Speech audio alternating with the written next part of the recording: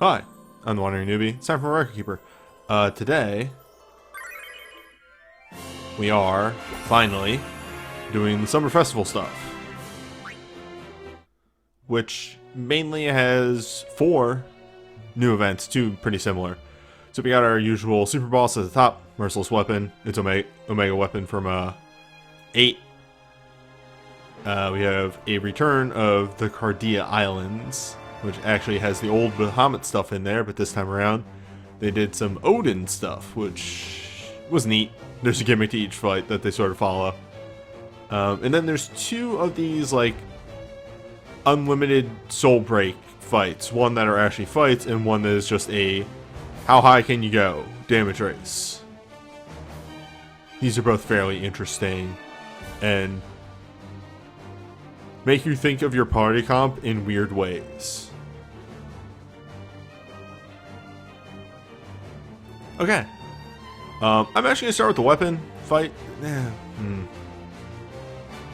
No, let's start with damage race. I want to actually end with the Odin fights, because I feel like those are actually the most interesting. I found the weapon fight to be extremely, we're getting to the point of, hey, please give us a mid-tier difficulty for these. From, this goes, joke, here's the gimmick, but stupidly easy, impossible. And we need a mid-tier where it's like, you kind of have to think about the gimmick, but also plan accordingly.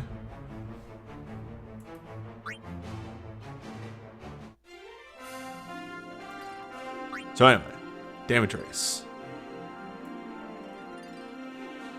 It's not hard to get the top result here. I'm just going to throw that one out there.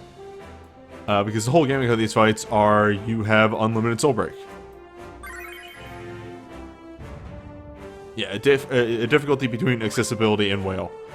The Kefka fight was a really good example of that. Of hard but not impossible.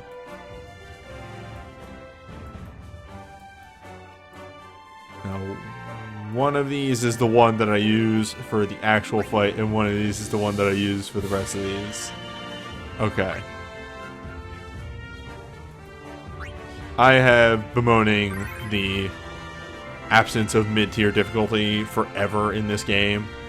For months now. It is outrageously frustrating.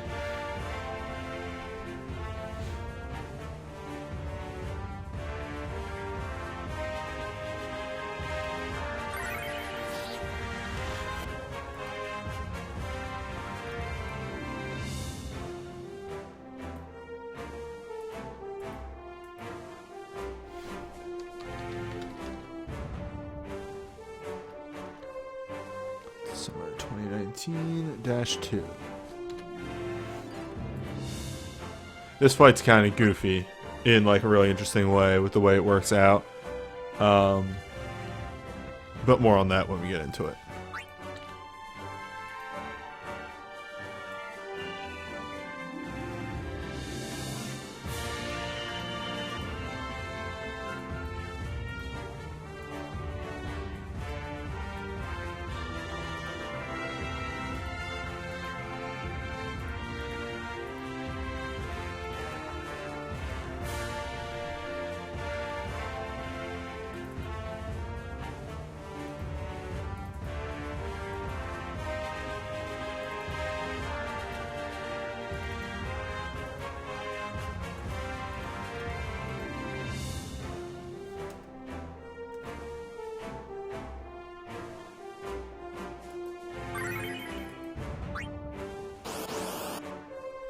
It's time for big numbers.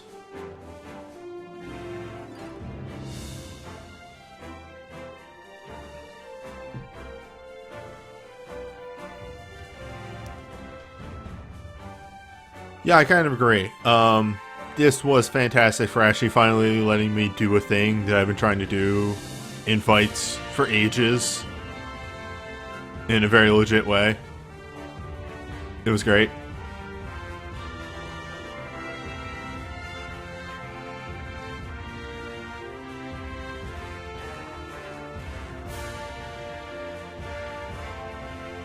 This is going to take a little bit to load in, by the way, because it's loading like 30 soul breaks. Some of which I'll use, some of which I won't. Who knows?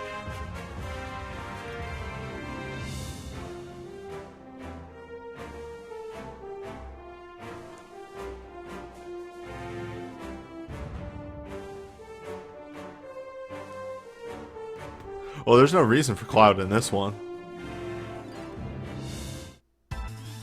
The roaming warrior is Cloud on everyone.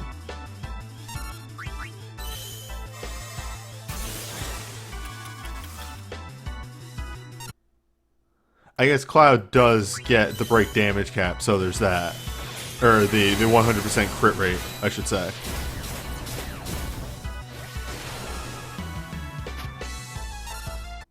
Okay, so everybody goes fast.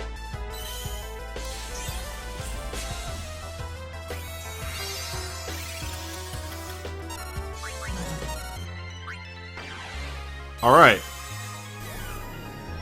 In an extremely Sonic Colors voice. Frenzy!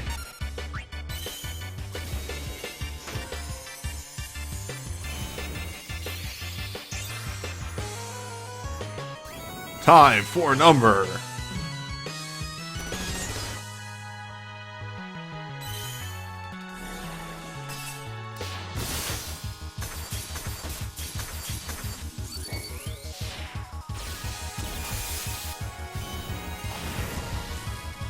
Alright, phase 1 done.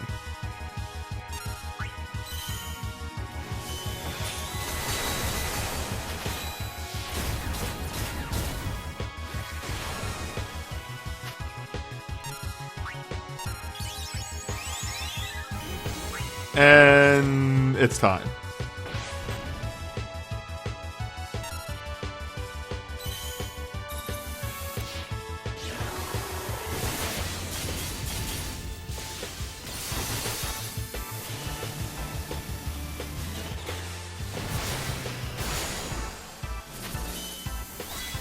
Not yet, we just got started.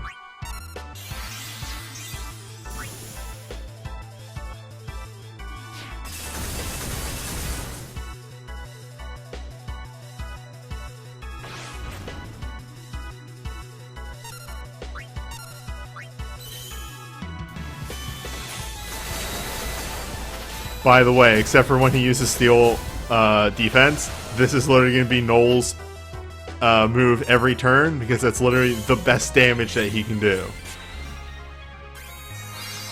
Is just using that instant soul break.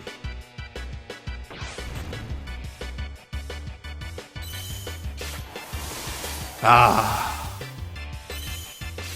Yes. Good.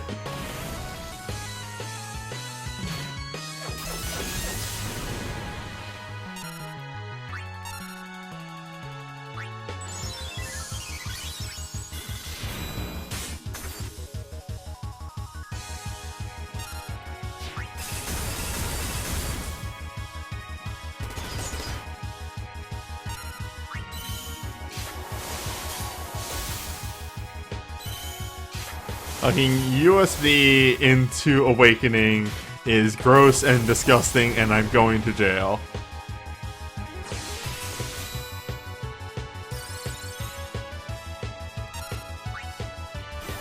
Oh, you know what I just realized? I fucked up. Slightly.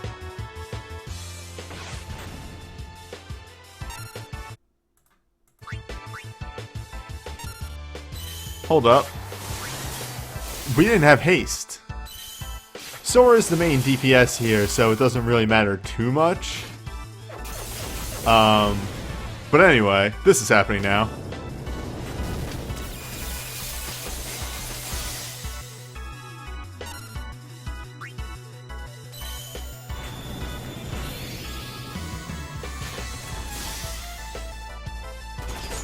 Did I steal power or steal defense? I did. Alright.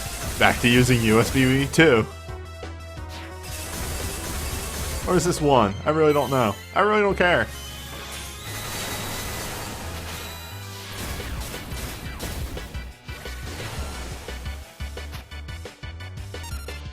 Where am I on her? I think I'm casting this again.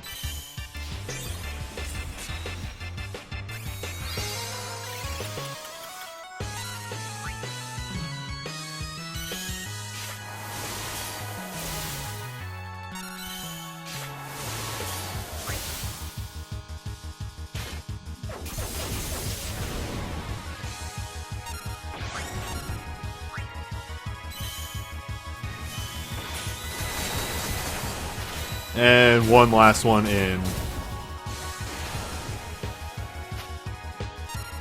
Before I have to reset the chain. Sadness surrounds everyone as we have to reset the chain and we lose a lot of our damage boost.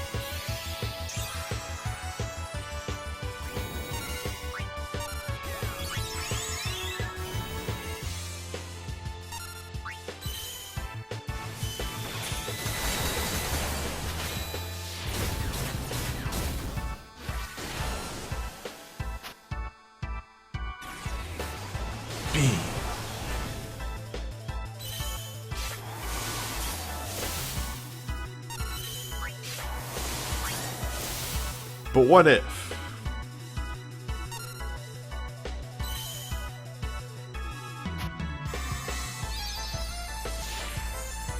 Have you considered? The multipliers on this suck ass. This is amazing.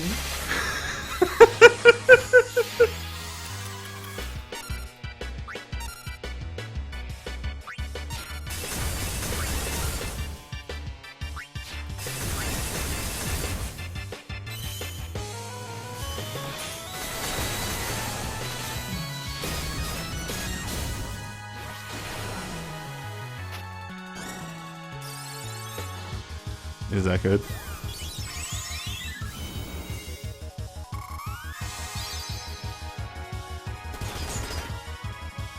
So this is where they go, okay, you've gotten this far. Good, good, good, good, cool. Catch this.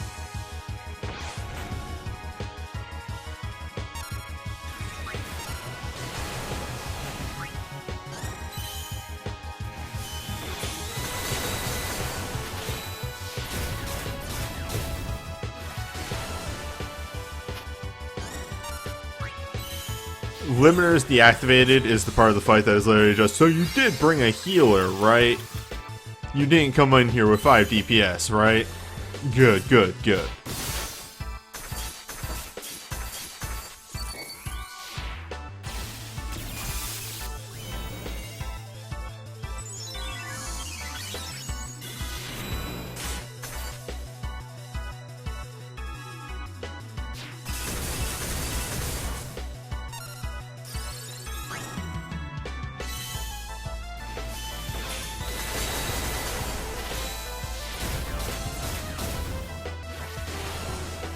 Oh yeah, I'm extremely well past the rewards, but we're going for, you know, high score.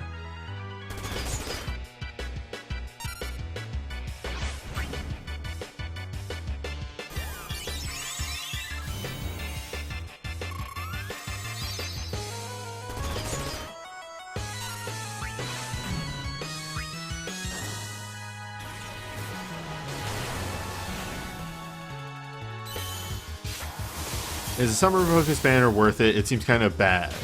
I'd say if you don't have a lot of items on there and you actually know a USB that you want, it's perfectly fine.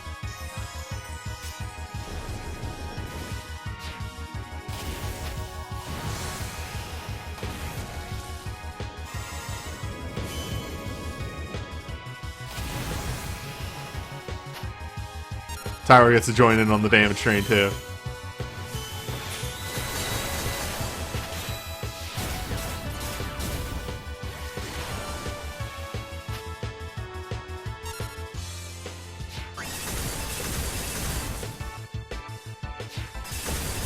Oh shit, the buff just wore off.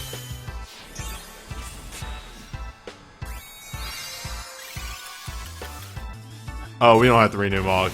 We're done. Yes!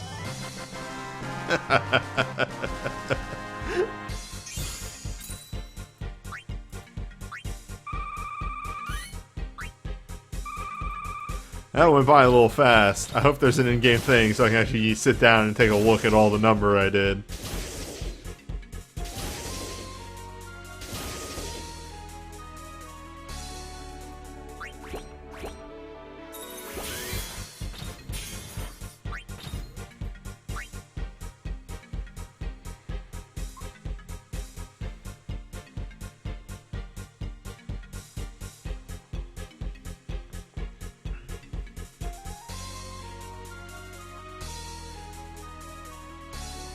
USB select is after 2 pulls, but they're half off pulls, so you're still just only committing 50%, 50 mithril.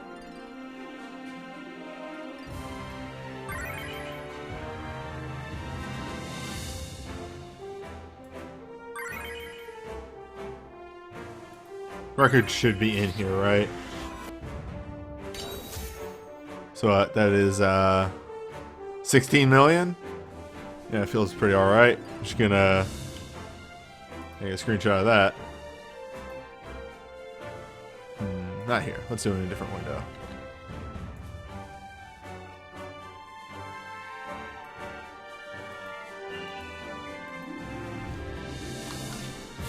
Call it damage.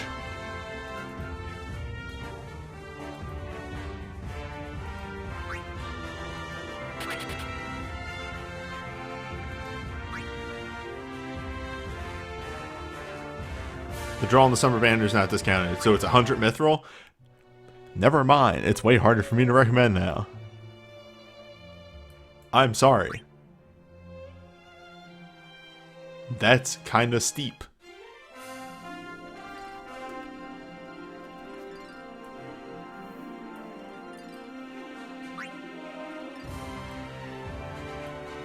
Alright, so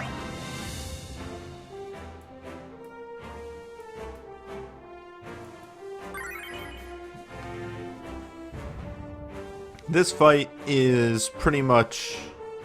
We took the idea of the unlimited soul break fight and threw in mechanics that you actually have to answer during it. Spoilers, the mechanics are barely there. But there is stuff going on. But with a solid healer USB, this is not very hard. To the point where, see image on the right there? I don't even have to change that.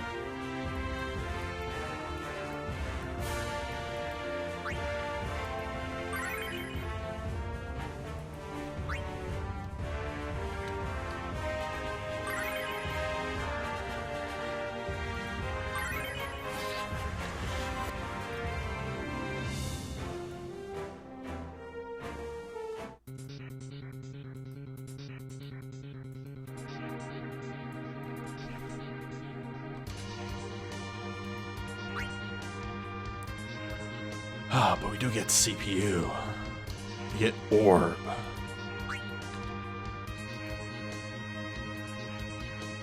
Consider orb.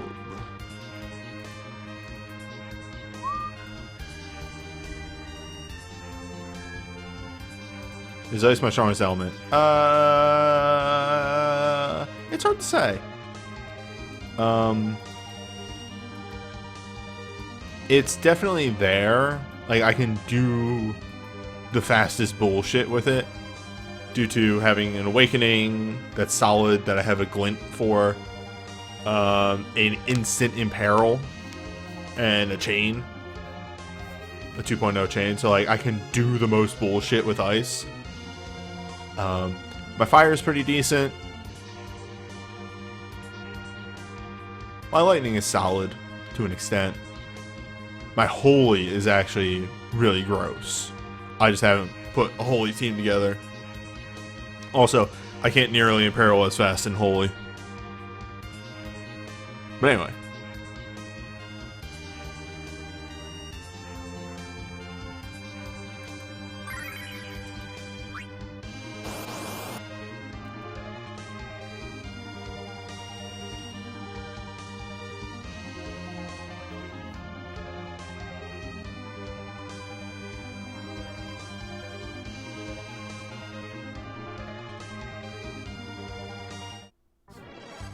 This is going to seem pretty familiar on the whole.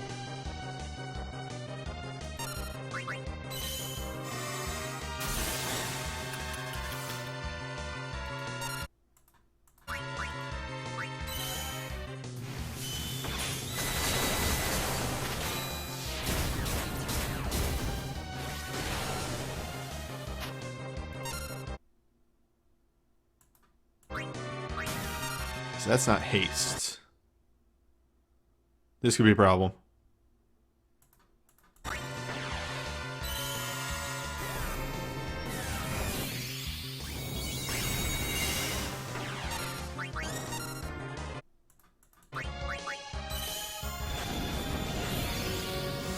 I may have goofed up.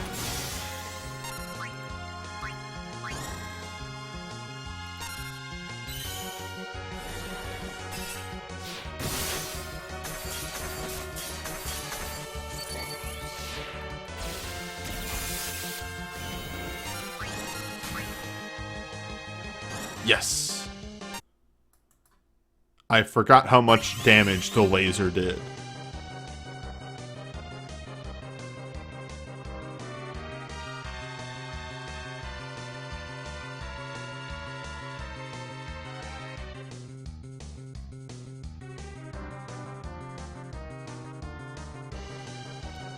That's simple. We just have to reorganize the way that we did this.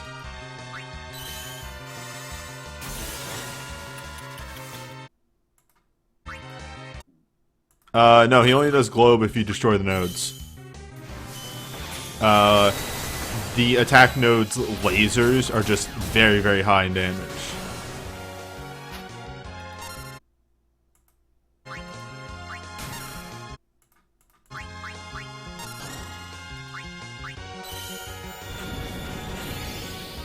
Everything here pierces. I'm literally just using wall for haste.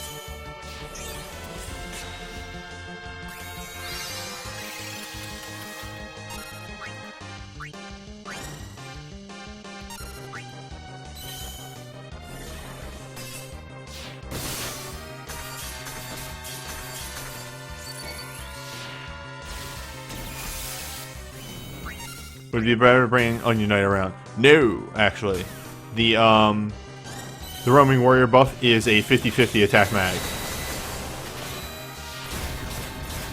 Also, Onion Knight can't dance, and we actually need dances for this.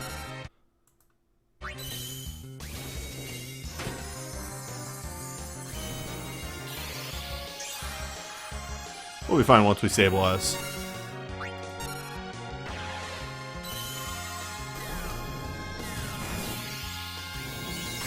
Yeah, Fantasy Unbound would grant haste. I was literally thinking that. Hell yeah.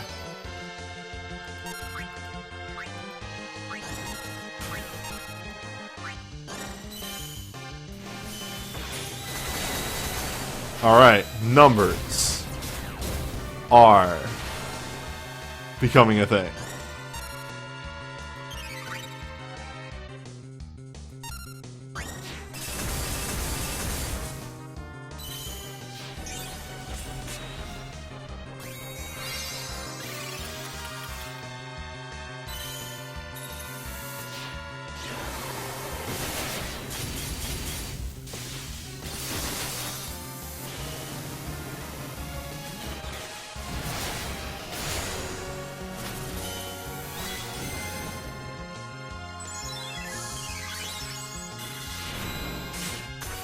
And now that we have debuffs going out, the damage from the node is going to be way less, and less as the turns go on.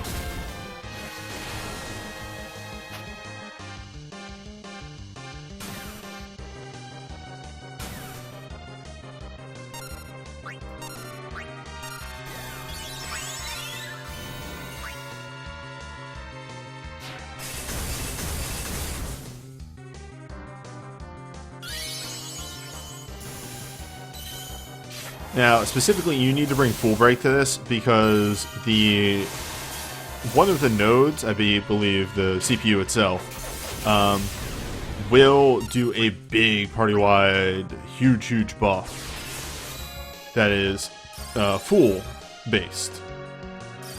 There it is. Limiter is disabled. Again, you need to respect the mechanics. This fight actually has mechanics. Please respect the mechanics.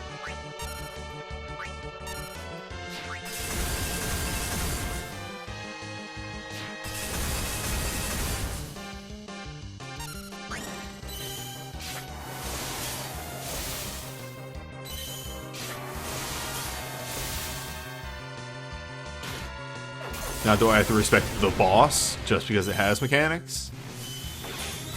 No. But I had to respect the mechanics.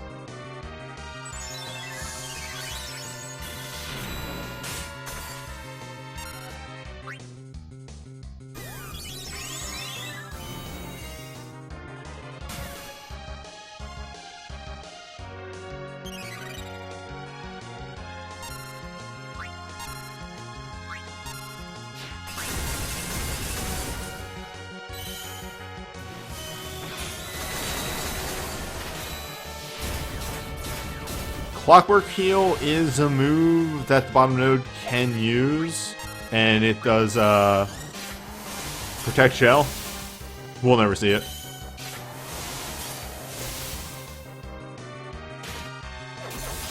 No, it's just gonna live. Oh, wait.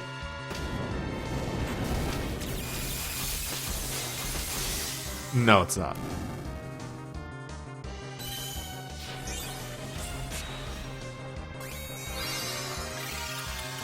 We have way too many numbers.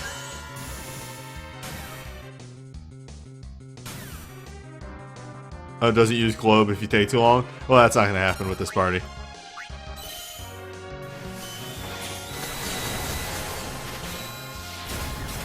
So, Sora has his Awakening, NUSB, and a whole bunch of other passives all going at the same time. So he just attacks a million times.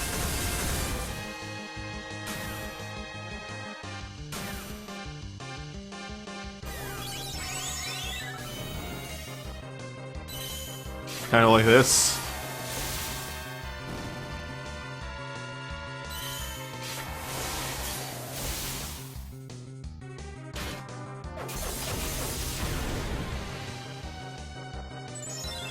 My ice team is very stupid if you give me unlimited soul break.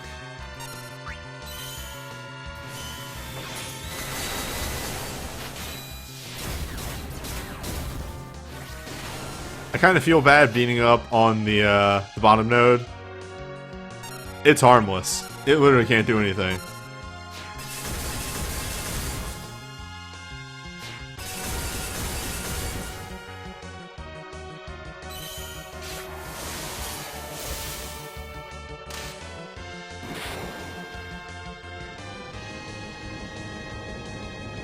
Two.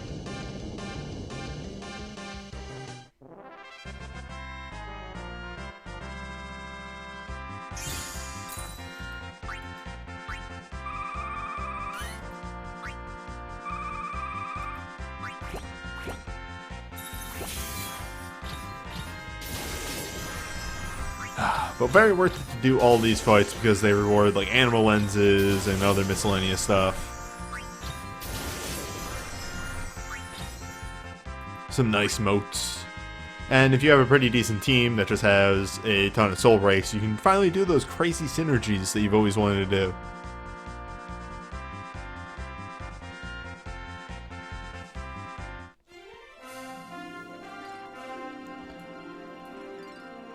Well, speaking of dumb teams and dumb fights, weapon time. This has a neat mechanic that I'm upset that there is not a slightly hard difficulty of this fight that will actually let me kind of flex this mechanic. But we will see a good portion of it in this, to say the least.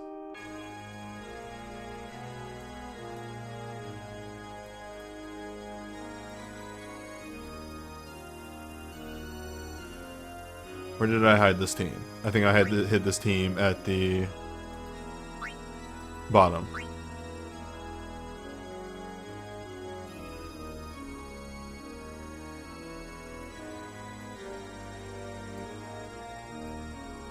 I get what they were going for with this boss, because it's the whole Ultimecia Tower steals your move, so you're stealing moves sort of thing. Castle ultimacy is castle, sorry, not tower. So I kind of get what they were going for, but again, due to the missing of a mid-tier difficulty, this just kind of explodes and you barely do the mechanic.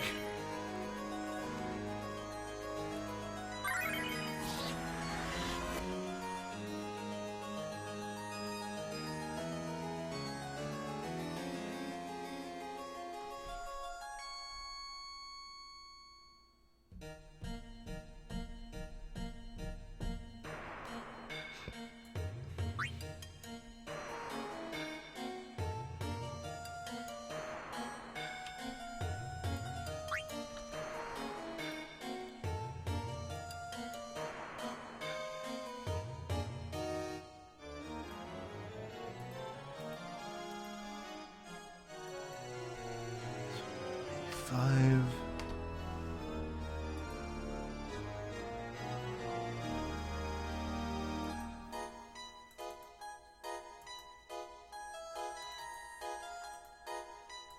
Yeah, the Omega Shinryu one was interesting. It's a shame that this one kind of falls flat, because I like the gimmick of this one. I've always liked the gimmicks of these.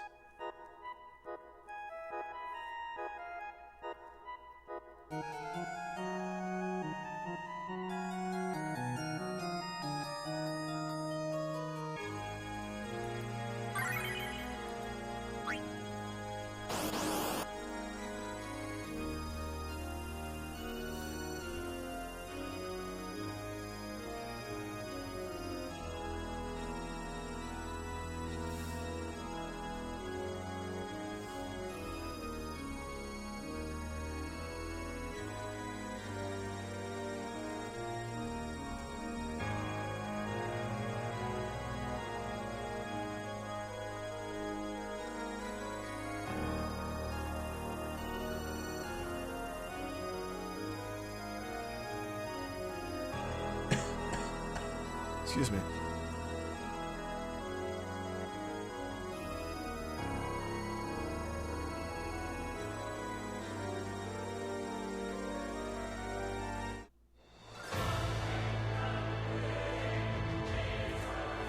I will say before we get into this fight, the one thing that I despise about this fight is they tried to make a dramatic version of the 8 battle music, and that's a crime.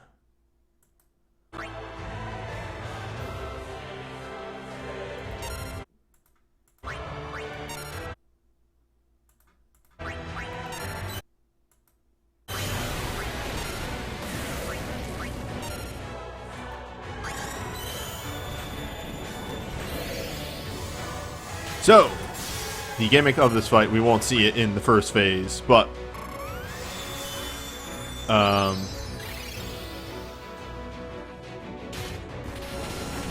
the majority of it is the boss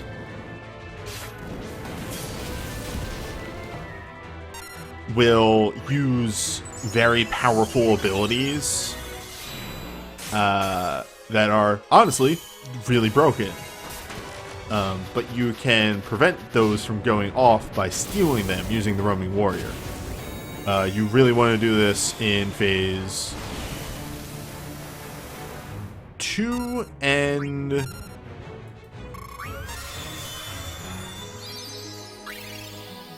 my brain. 2 and 4. You kind of just have to deal with the phase 1 and other.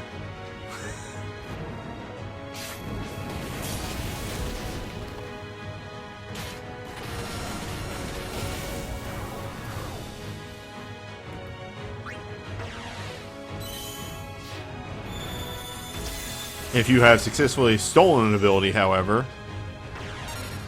he instead casts Death. So make sure you have Death protection.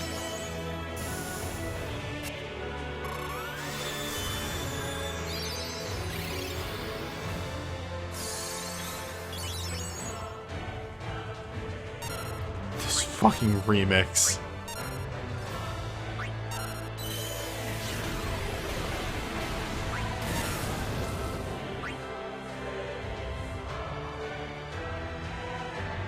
Burst is fine.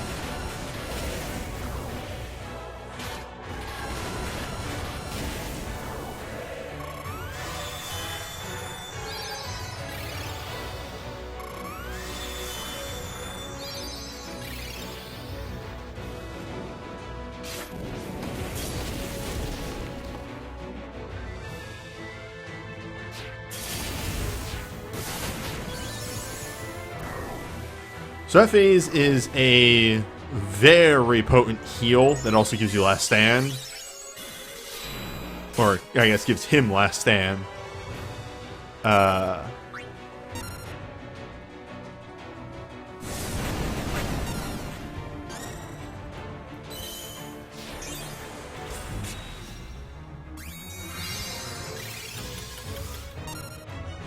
This phase is a very potent debuff. Full break based, so counterable, but nonetheless. We're just going to skip this phase though.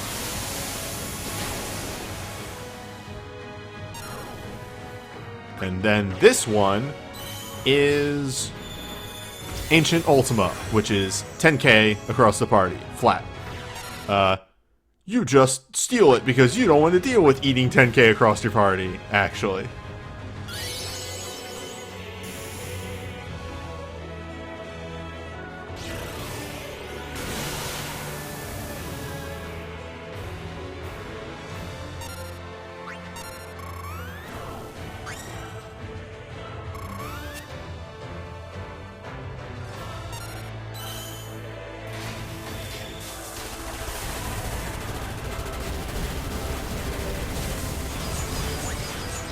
Mustadio Shrine.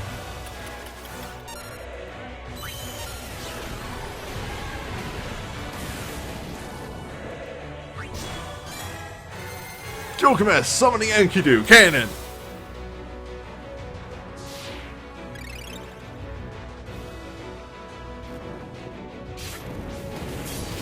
And then, as with all these, the battles join.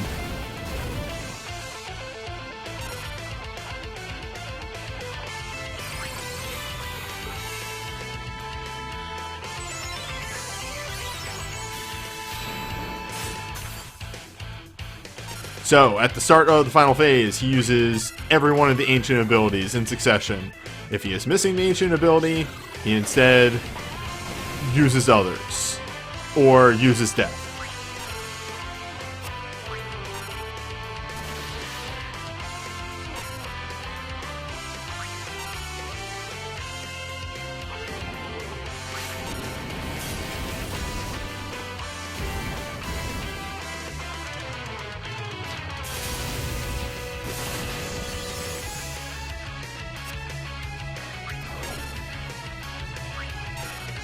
And that's why I've been holding on to this.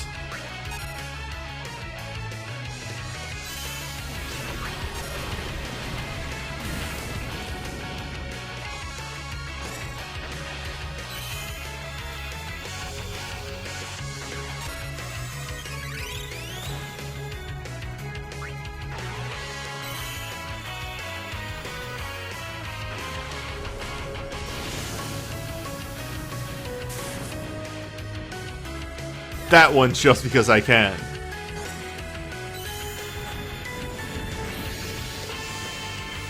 Not too much, we haven't gotten to the Odins yet. You pretty much missed damage races. My score for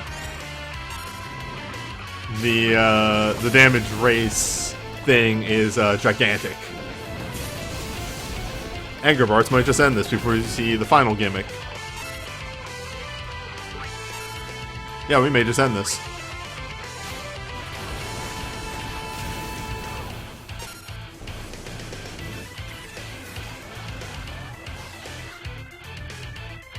There it is! Absorb all elements.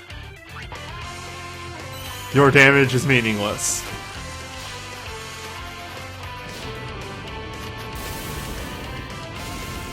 At near death, makes himself omni-resist. Omni-absorb on top of that. Nice, thank you, dude.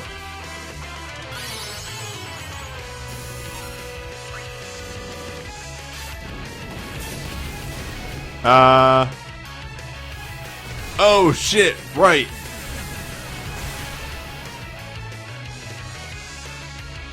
Imperils don't work quite that way.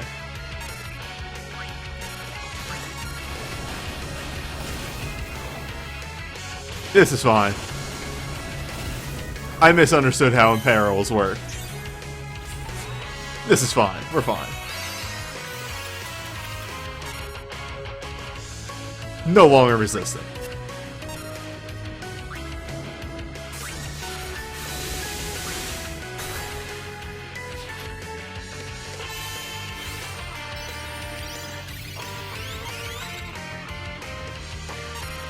He's just trying to catch you off guard.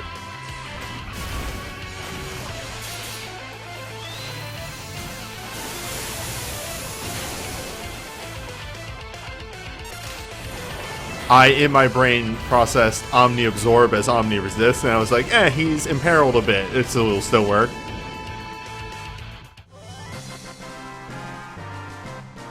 I was wrong.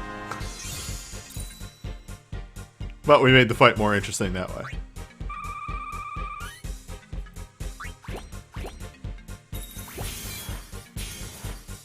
No.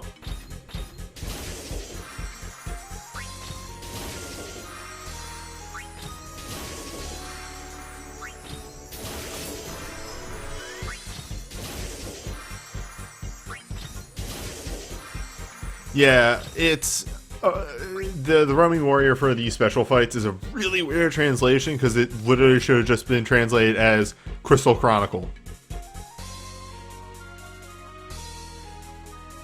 But they translate it as Chronicle of the Water Crystal because water and crystal have similar kanji.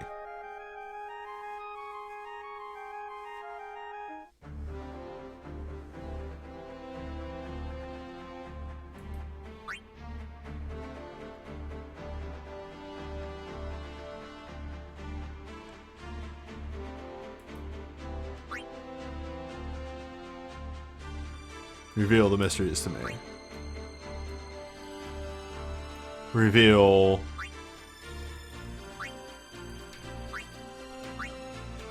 the vault.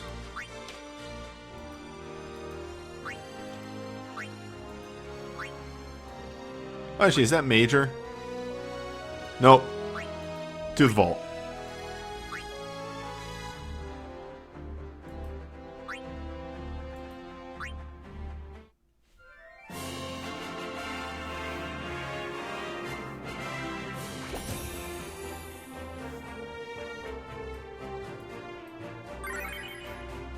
Now, finally. We have weapons down, we have both damage, unleash things. Cardia Islands. Weird. So, Lord of the Sky is still here. If you,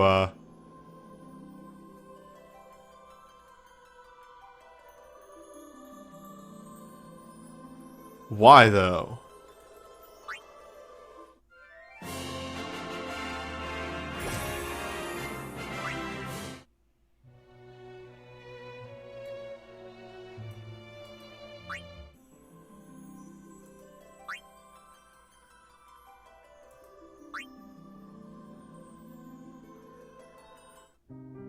There we go. No. The music. I was getting the default music instead of this.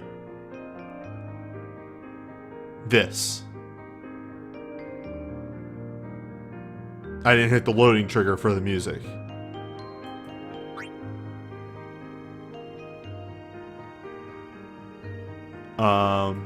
Yeah.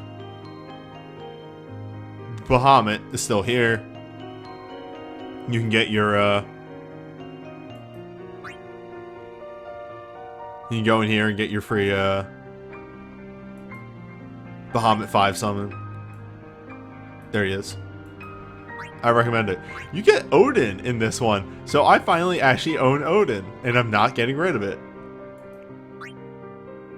Yeah, so we have FF3 Odin, FF4 Odin, FF5 Odin, FF8 Odin, and FF6 Odin.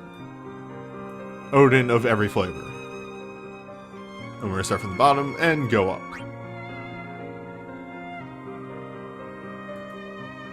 One of these I actually cleared because...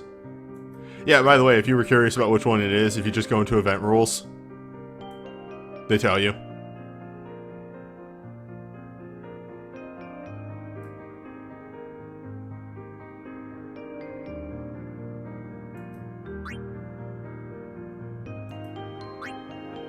So this carries with it the usual gimmick of only certain people have synergy in it. The other big gimmick is that each Odin either carries a status effect, or a debuff, and also their Zandatsuken buffs a specific stat.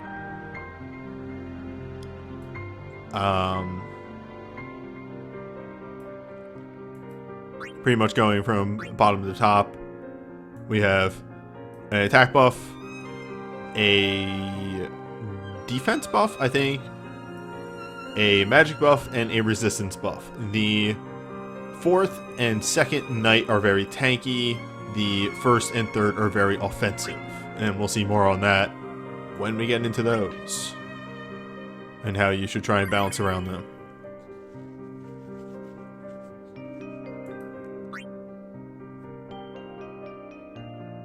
Of course, these being 220 fights, I will run these pseudo by my Apocalypse rules. Pseudo. The main reason I say pseudo is because they forced me to take a mediocre chain as the roaming warrior, which means I don't have access to stat buff roaming warriors, which means I have to bring my own, and hey, that's hard to do. They literally don't give you wall, but go, figure it out. So I'm pretty much bringing a BSB stat move, stat buffer to each of these fights because I need to buff my stats.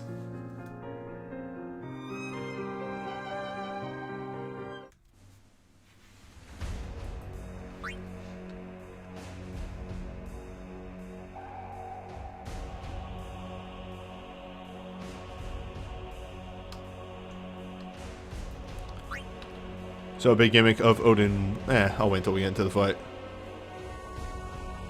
I don't even know if I'm gonna chop this up for YouTube. I might just slap this up with as one big video with timestamps on it.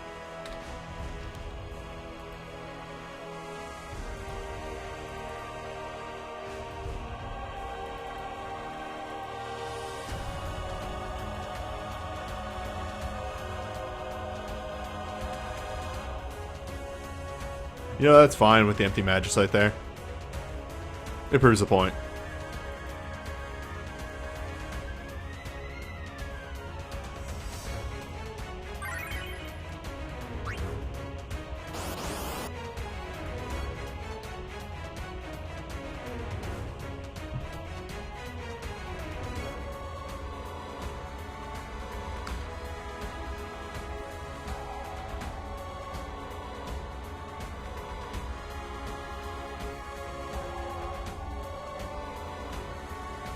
So, the overarching gimmick of 3 Odin is, again, his Zandatsuken does an attack buff, and he uses a lot of interrupt. So you definitely want to come into this with interrupt resistance to do the deed full. Really funny thing about these fights, in order to do the Apocalypse levels, you pretty much need to bring native wall. The game does not provide you with a wall of any type. Except for, you know, your free Sentinel Grimoire that you get from the record books.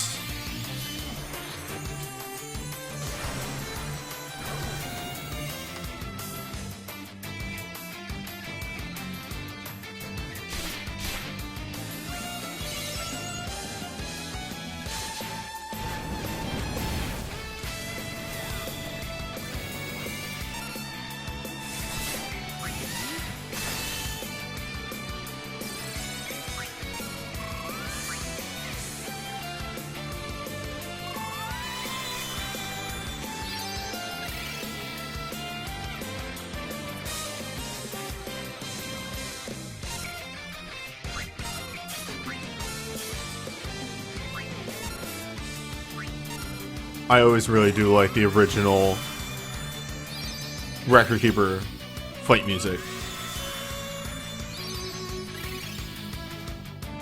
It's got a good rhythm to it.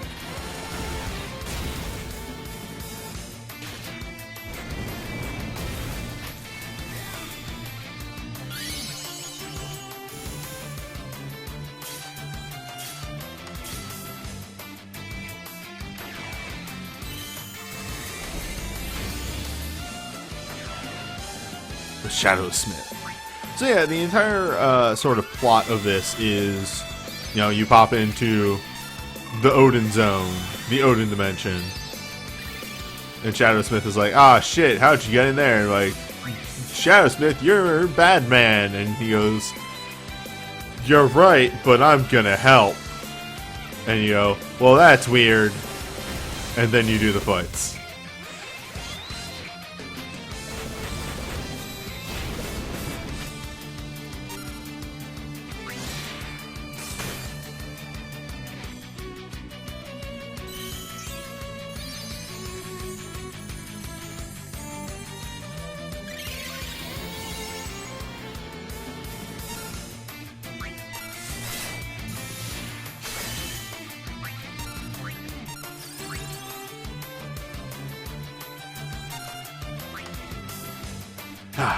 But once you get proper debuffs on Odin here, his damage does kind of tank a bit, as you would expect.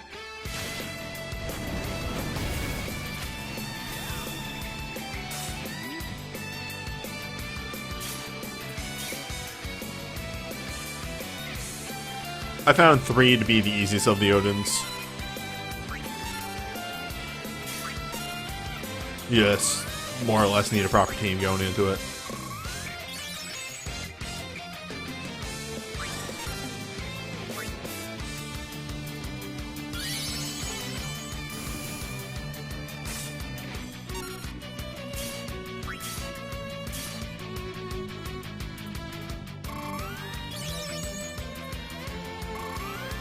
And also, he's mechanically the simplest of them all. Again, really all he does is has some interrupts, does damage, and yeah, that's it. And he has an attack buff. You should already be debuffing his attack, so yeah.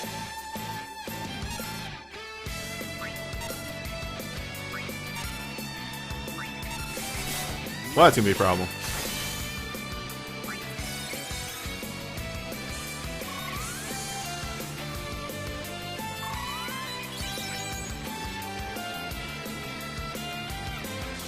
Damn, chain just ran out.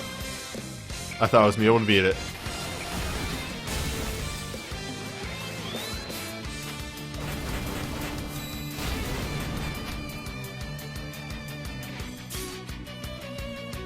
My wall ran out too. But look at that. Huh. Weird that.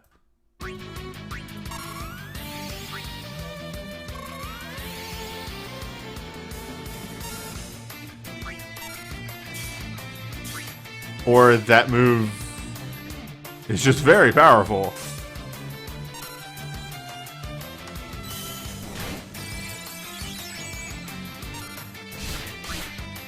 Maybe it's a gravity move.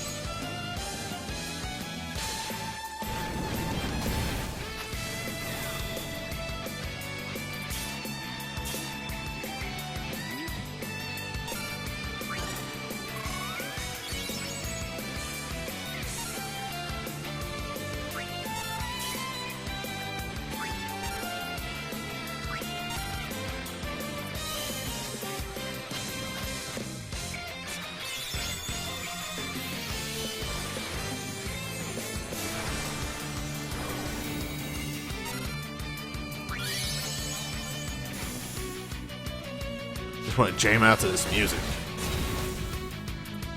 But I gotta do commentary.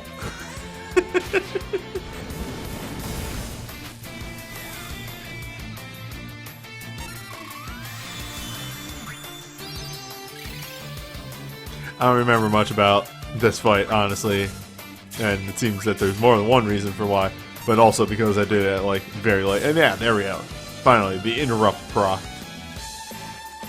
Interrupt resistance is real.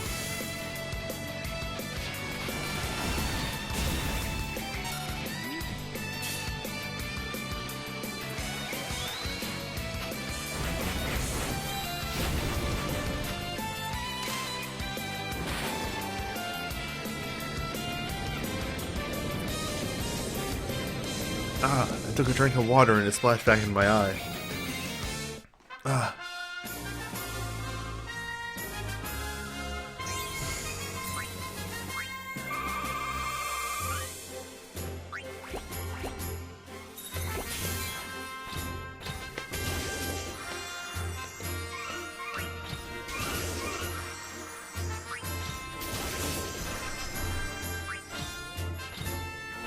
I'll be interested once I'm done with all this, how many animal lenses I'll end up having.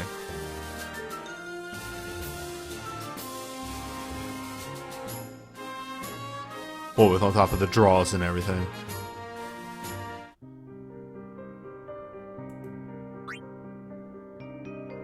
Alright, so next up is FF4 Odin. FF4 Odin is, as stated, they all have a gimmick. Defensive.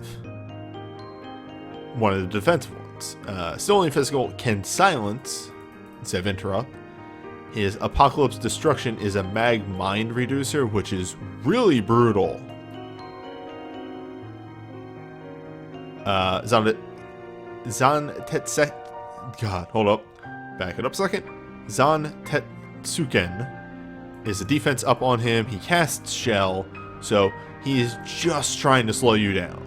Lowering your magic, putting up Shell, raising his own defense. Physical teams actually have the best chance against him due to that Mag Mine and Shell. They don't have to cast a Dispel on him, they just need to bring a defense break.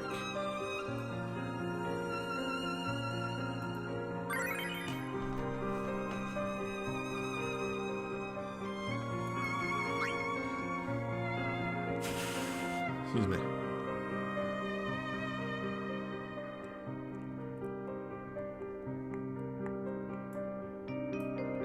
Yes, also the silence.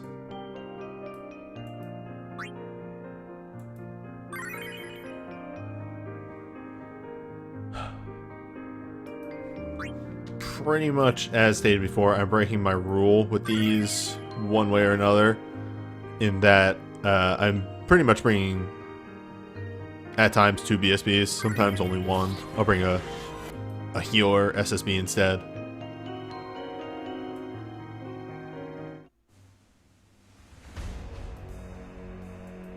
This file save is 10. Yeah, summer 10.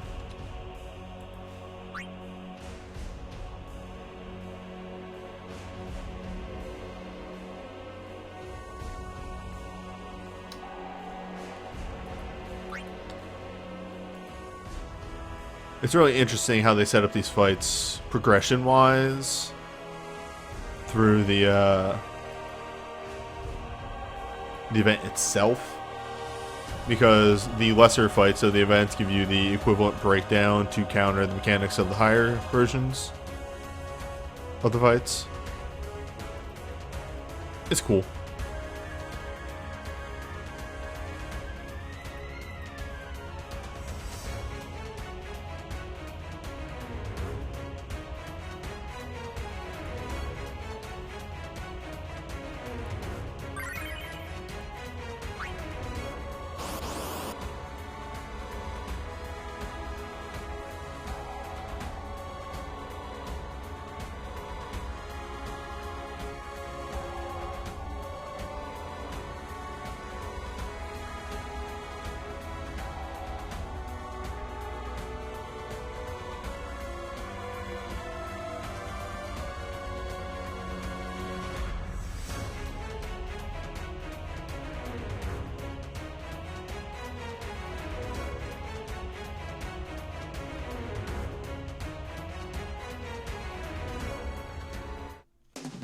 I, for the most part, felt the same way. The Odins are more or less the same gimmick, just spread across 4 fights. And then final Odin actually has an interesting mechanic to him. But more on that when we get there.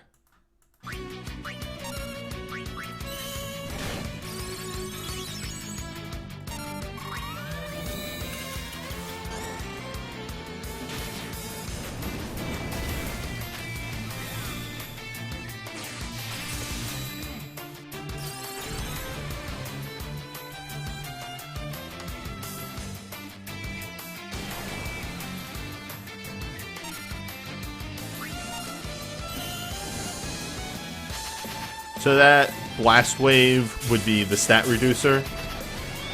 So Mag and Mine are much lower now across the party.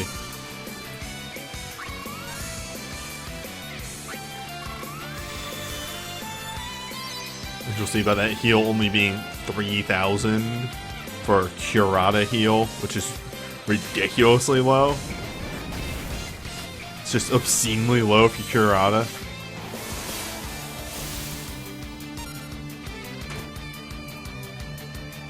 Ah, and he is writing Zanatsuken now.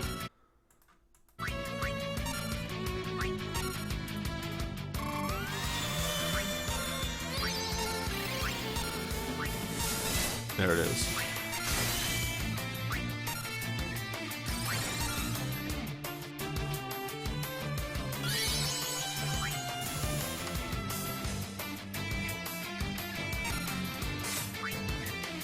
Just trying to make sure that the other two have the damage that they're going to need.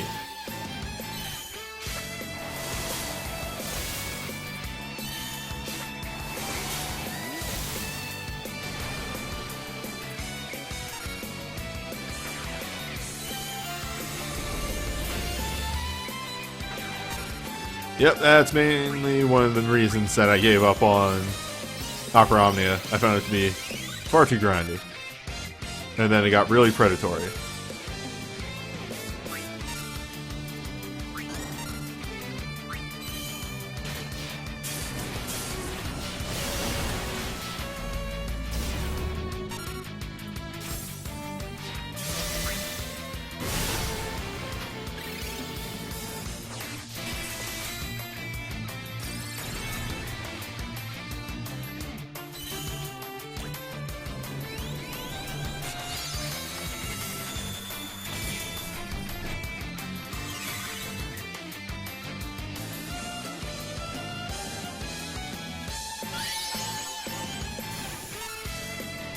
Alright, time for the swing. Ready Zanatsuken, so we will ready our armor break.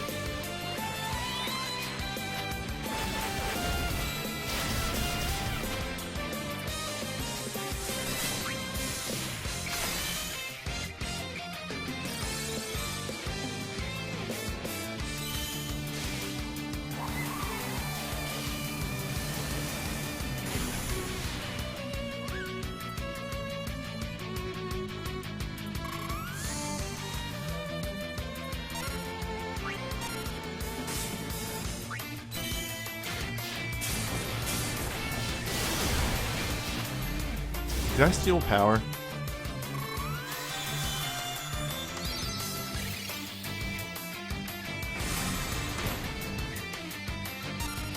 I did, okay.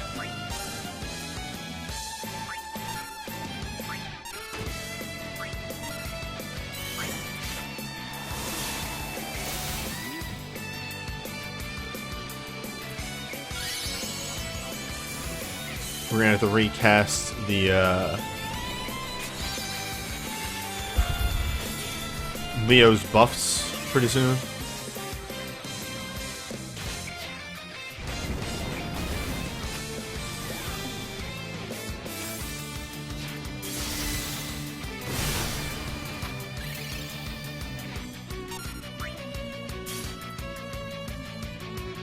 Reading Zanatsuken.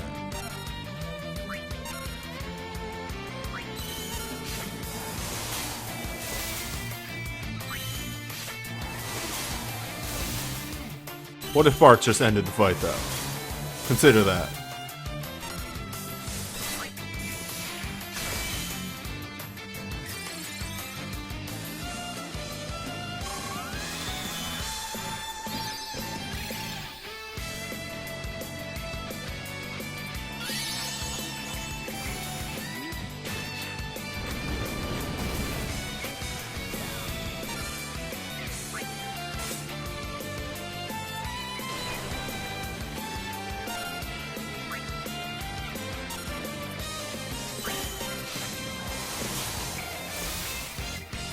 And done.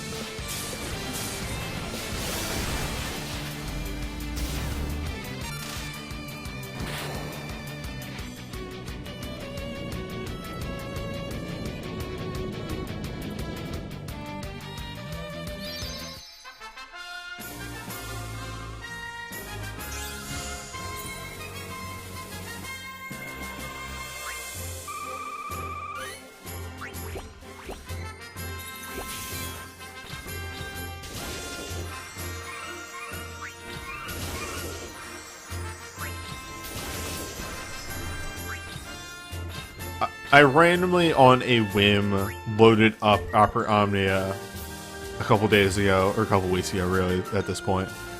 And it was just, like, bombarded with 1,000 notifications of, like, all these various other things.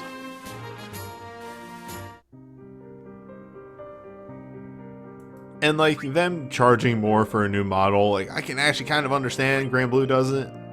Grand Blue gives you a draw, though, when you buy it. It gives you a 10 pull. It costs a 10 pull, and they give you a 10 pull. But even more so for Opera Omnia, I can actually understand it, because Opera Omnia is a 3D game. And if you're going to make a new 3D model that's just skin for a character, well, I don't think it's bad for them to charge for it.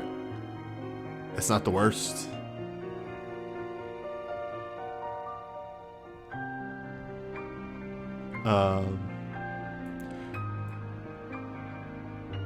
Odin 5 here is actually pretty nasty. He's weirdly magic based out of all of them. Apocalypse on Netsuken still does physical damage, but it raises his magic, which then he cycles into fire, ice, and lightning spells. Apocalypse Gravaja is actually one of his most annoying things because it does far too much damage.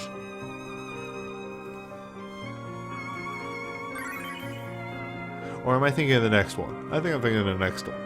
We'll see it. We'll see.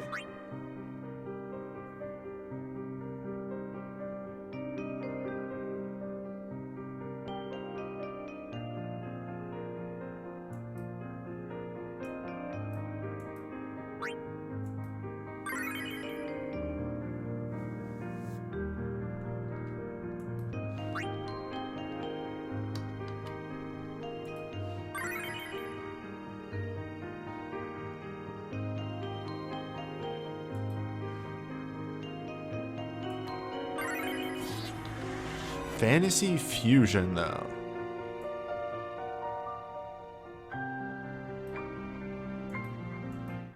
What a name.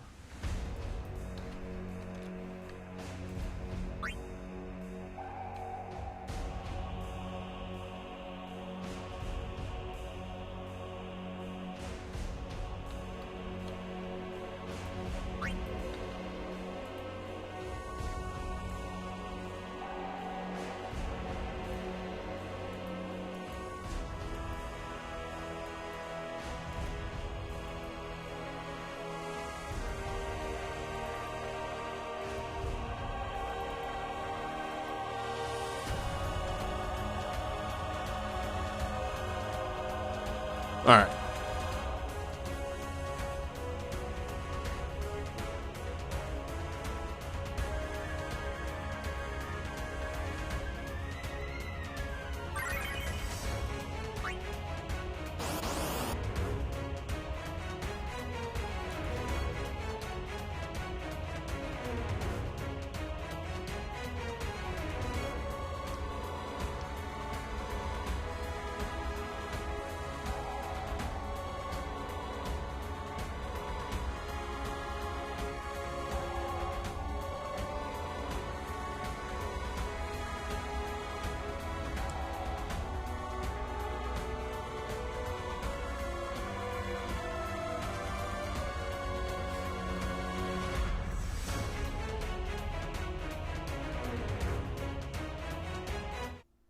There we go. That one took oddly long to load into. I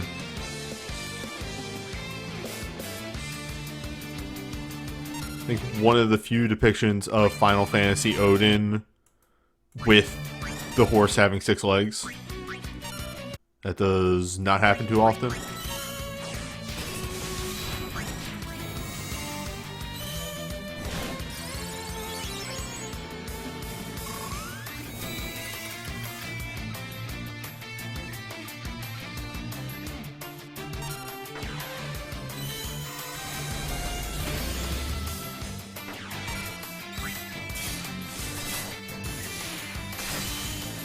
Five Odin actually has the little dash forward. It's great.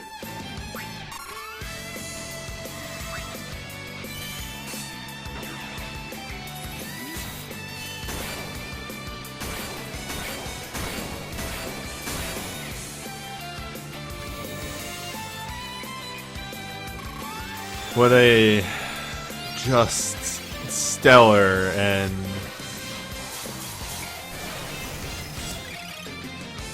the horse is supposed to have 8 legs. Look. Look.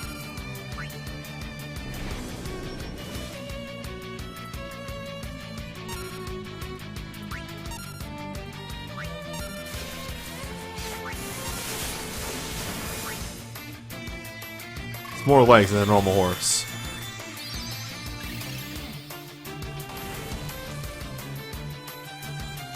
So, yeah, this Odin hits fairly hard. You have to be on top of the mag buff that he gives himself.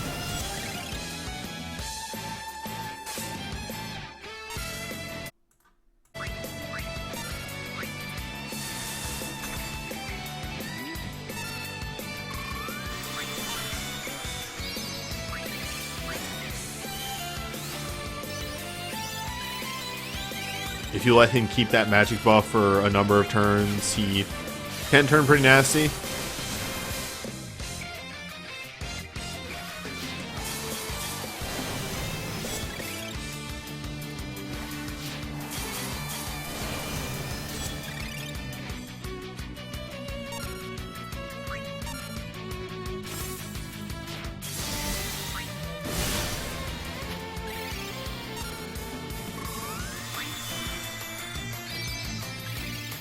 But luckily, the damage across this team is fairly solid. And we can keep up with him almost effortlessly.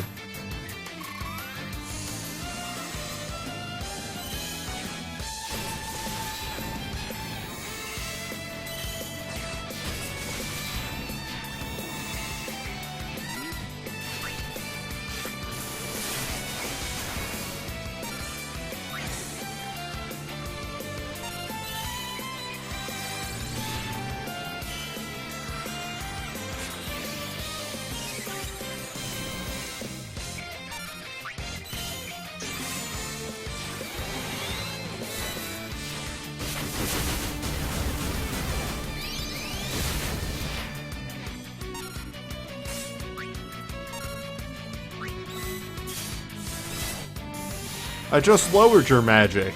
Come on. Rude. The nerve of this guy.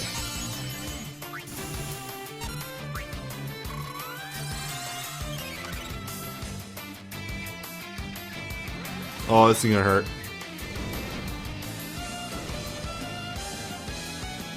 So, make sure that you are on top of keeping his magic down. Just gonna throw that one out there.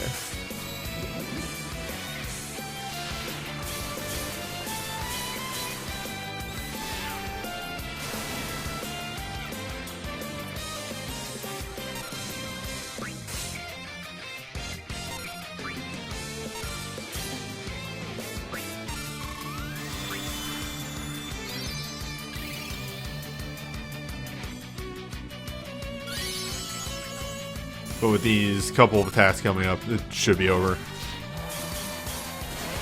Even if this doesn't double cast. Yeah, Pain's going to do plenty of damage.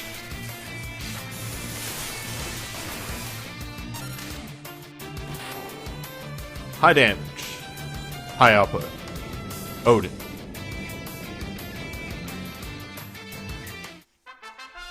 Excuse me.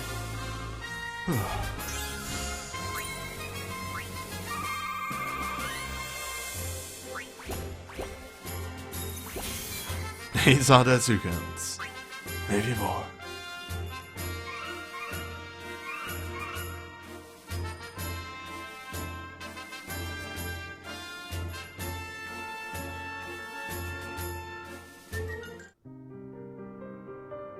Alright, stepping into the real fucker of the set, and that's because I'm going about this entirely the wrong way.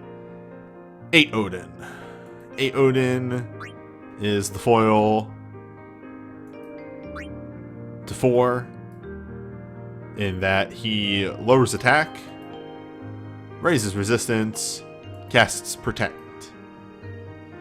His gravity, it's really stupid, and also has a blind. And I think when I made this team, I did not give them blind resist. I believe that actually came up in my testing. I had a workaround, but I'm gonna double check.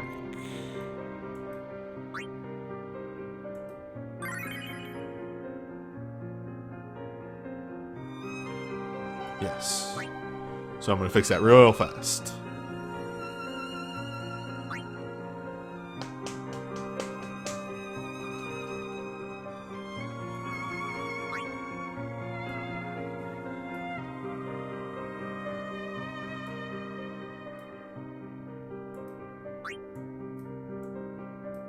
That's not right.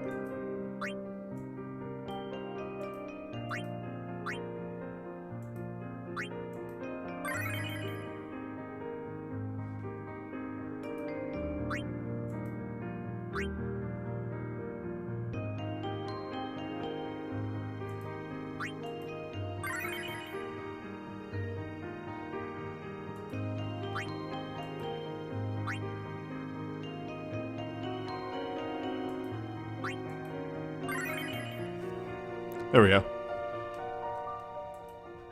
Let me step out of this. And yeah, the general plan is Ignis Rams and Tyra will do the debuffing. They also will kind of do damage, but lightning is our big damage all the way up top.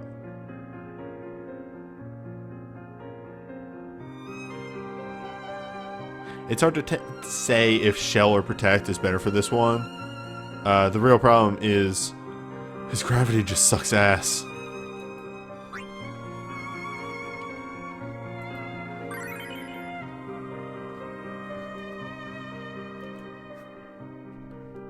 And then after this we have Final Odin. King Odin.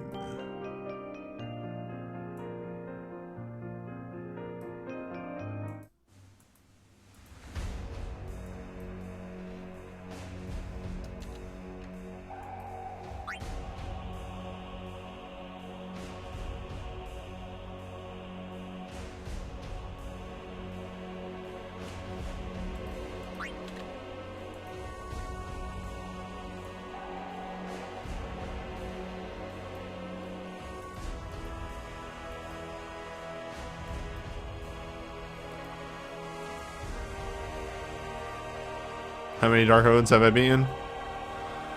Let me answer your question with a different thing.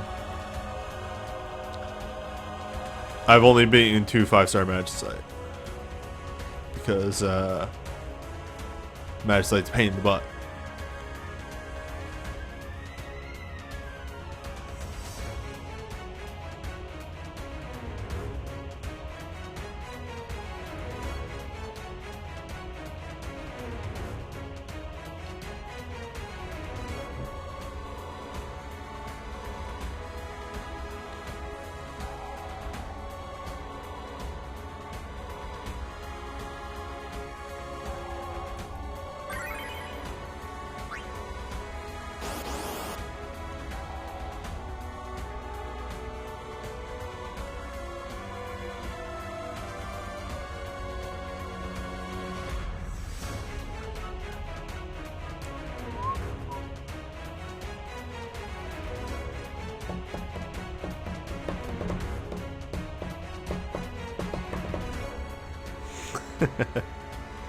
Really like the Shadow Lord's music. It's a good song.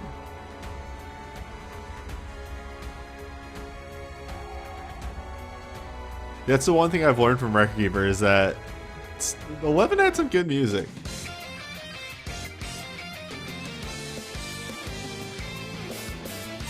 Okay.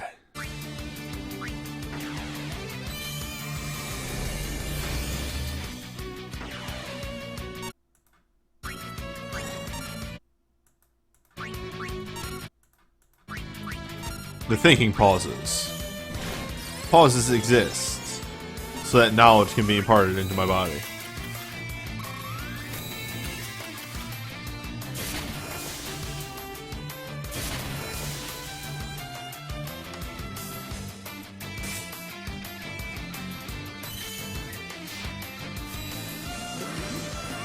If there was any Beyond Realm character that you think should get an awakening, who would you want it to be? Put Final Fantasy Mystic Quest in the game.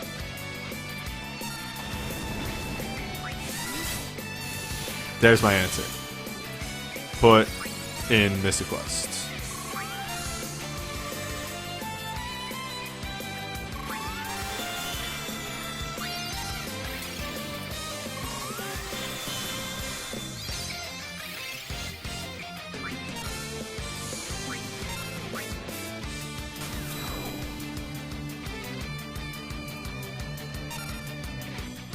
Oh, that's what I did wrong.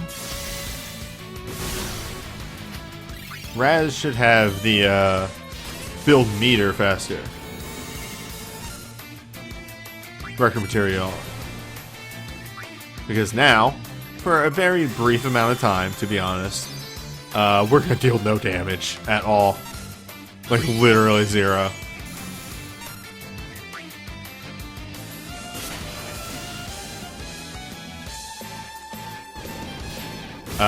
The force wave thing is knocks everybody's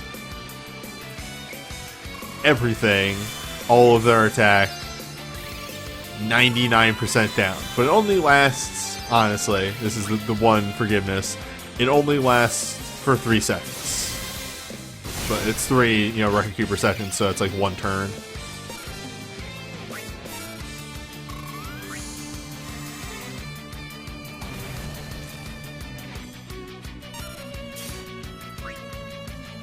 So you look at this boss and you go, oh, newbie, you're actually not doing that bad. You're keeping up with the boss pretty well, all things considered. Yeah.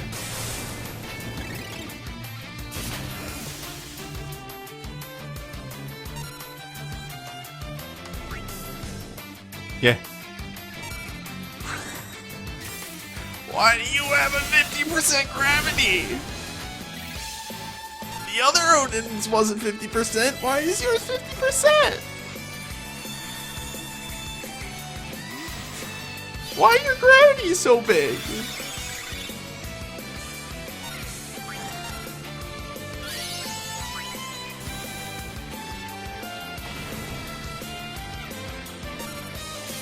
This isn't the final Odin, though. This is second to last Odin. This is Odin's little brother.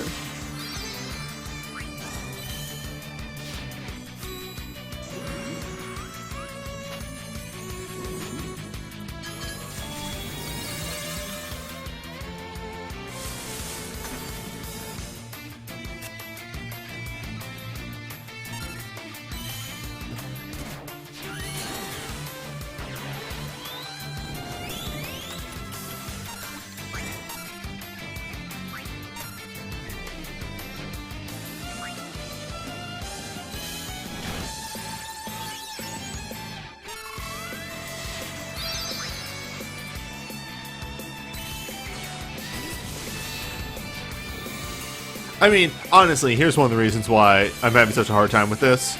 I'm literally doing it wrong. This one is the one that's specifically built that it's way easier to go at it with a magic team. And I just said, fuck that. You're not my boss.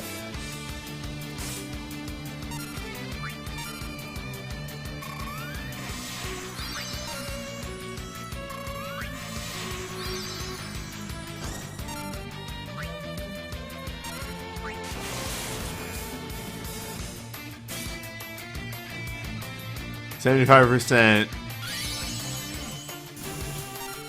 Oh, sorry. That was jokes.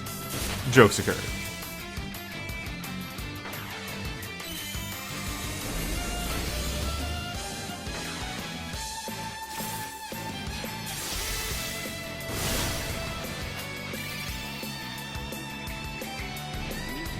Look how big that gravity is!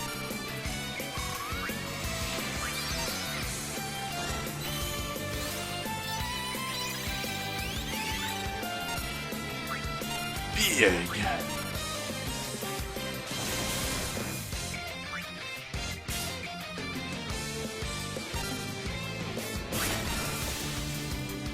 Okay, we're gonna phase change pretty soon.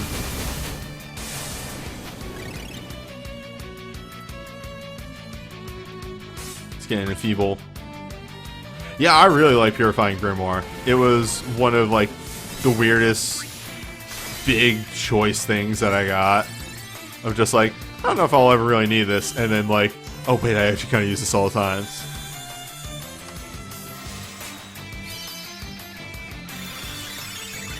Because just a fast 2k heal is actually super useful. Wait, who has the Dispel?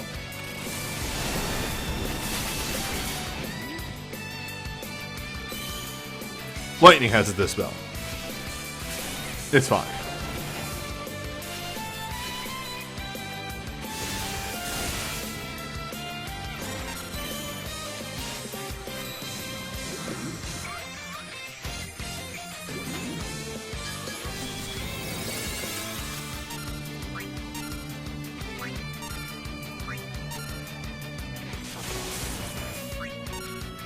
And we hold, and we're holding, and we're holding. Because I know you're gonna do it, you fucking ass. How did the fest treat me? Pretty alright. I think I came out of it fairly well. There it is.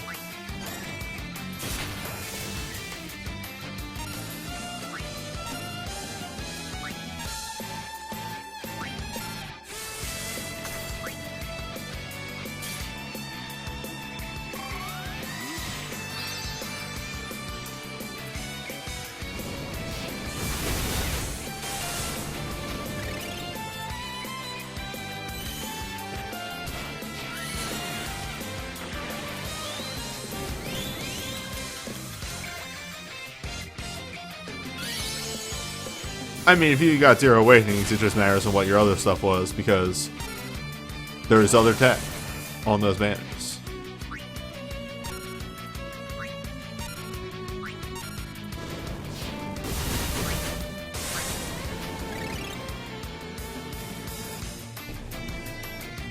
Ha! Cool gravity, asshole.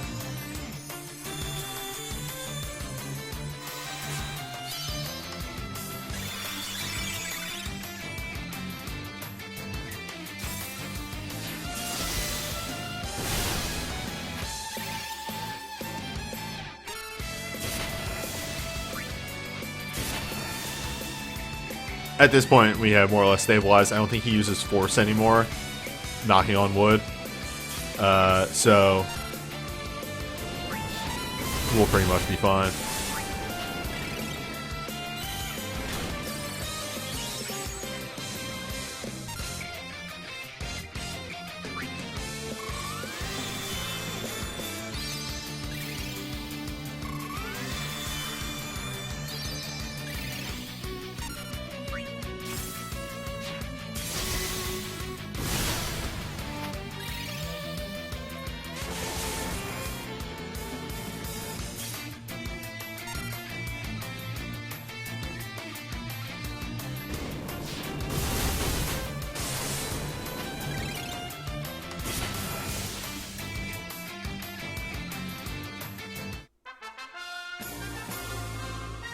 Yeah, I got Noctis Awakening. I'm trying to think about if I want to fit him on my on my Earth team and like how to pull that off, as well as, you know, Fire and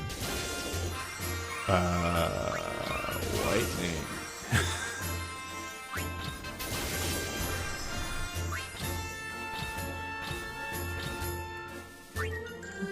the other one. The spark one.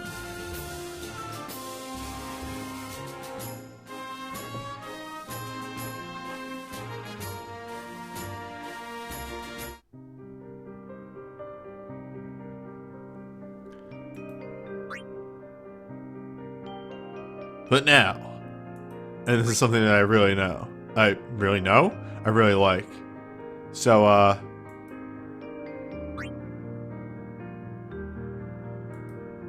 final boss. That's right. It's Odin. Odin from 6.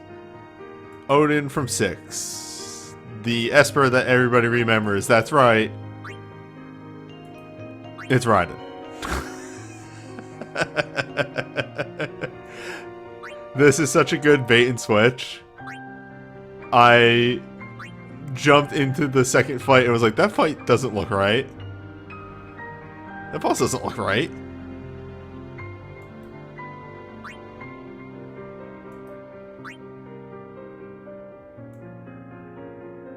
So he does a lot. So there's a lot of fire, ice, lightning that goes on here. It says uses attacks that instantly KO. This right here, you will only see if you fuck up the gimmick. Concentrate is a full buff. Have a counter for this. Otherworldly Quick is a haste, protect, shell, regen, as well as speed buff. You'll see this. Maybe. Otherworldly Meteor is just a big magic hit. Otherworldly Gungnir is a big offensive hit that breaks damage cap. He has 2 phases, not wielding Zanetsuken and wielding Zanetsuken. When he moves into the wielding Zanetsuken phase, he will eventually use Otherworldly Shin Zanetsuken after 10 turns.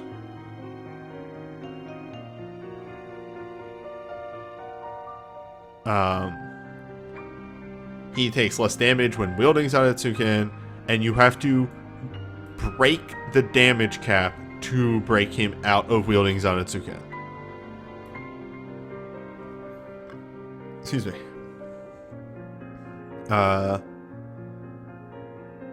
then they've been giving little tips down here. The long and short of it is bring full break and bring one of your best Magicite teams. 5-star Magicite, that is, because you need to be able to break damage cap. I looked at that and said, alright, so I need to on command break damage cap. Cool, cool, cool. I'm bringing my Earth team.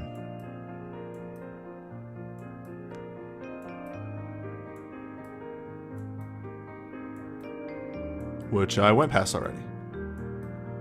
They were right here. Earth team with a modifier. Because again, I'm forced to bring chain to this.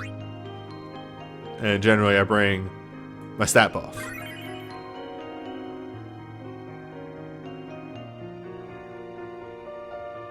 Yep, or have an OSB or Brave ready, but I don't really have teams built around that, and it was just easier for me to go, yes, Earth team.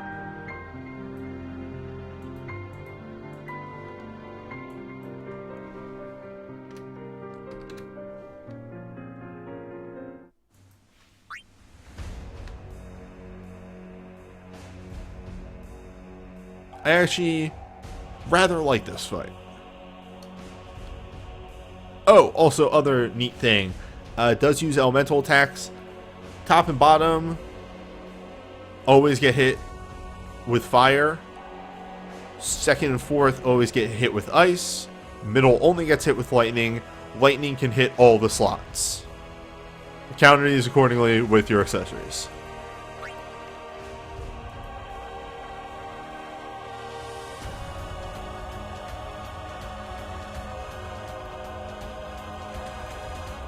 Unfortunately, you know, some of the accessories I'm using are not really super accessible anymore. So there is that.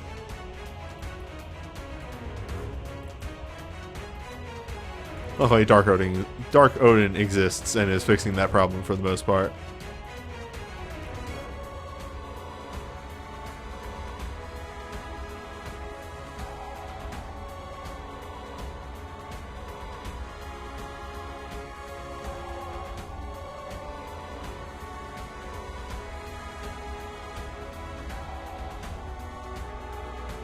Do I have Ignis BSB?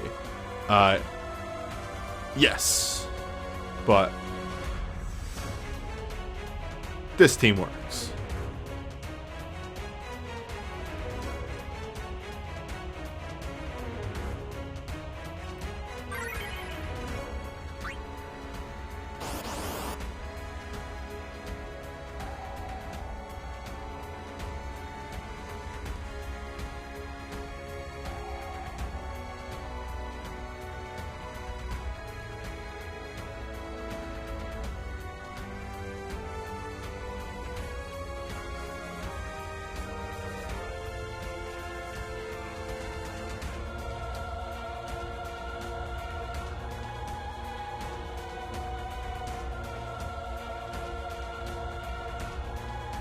Will I be banning myself from eventually using Dark Odin accessories if I get them?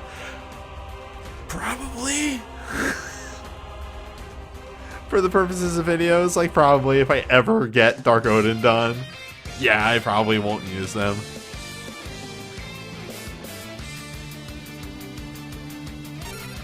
Okay. Opens up with Otherworldly Meteor. Get healing. Get this up.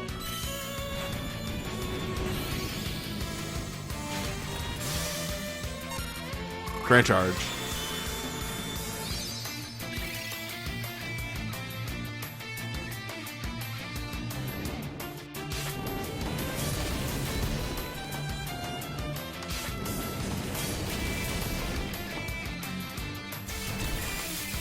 And he concentrates.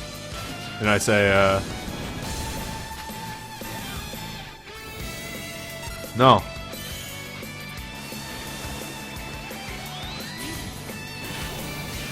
I mean, yeah, be prisoner. I could probably take out Odin if I wanted to. The main problem is getting to Odin.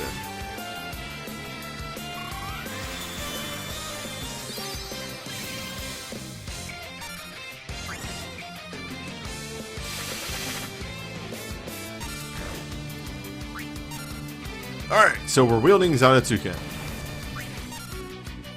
When he starts wielding Zanetsuken, he starts going through this pattern of casting spells. At least that's what I observed.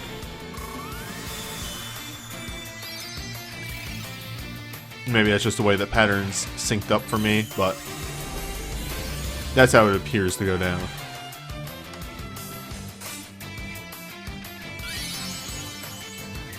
And like I said, he kind of starts at the top. He, in these early phases, mixes in a lot of blade mastery.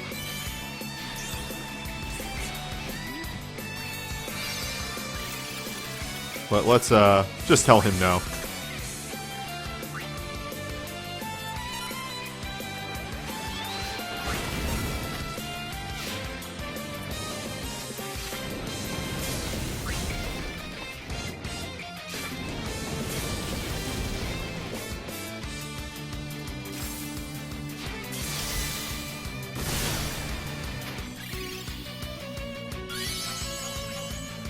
I think the other awakening that... Yeah, Bart's knocked. Wait, I don't have Bart's awakening.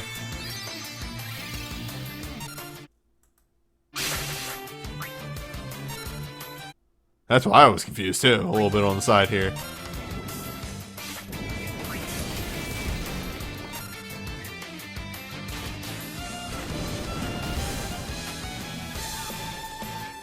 I think you might be thinking of... Technically, I have, what's his face?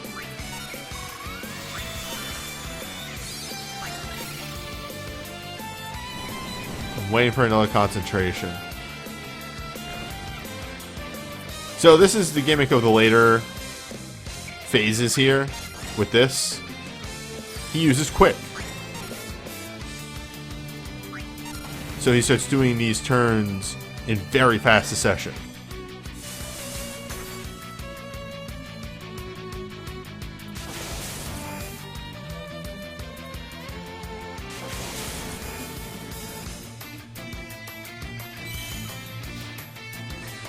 Run and talk quick in FF6. Good reference. And there you're extremely seeing the reduced damage that Bartz does in this. I may have not wanted to use USB there. We're going to see if this bites me in the ass.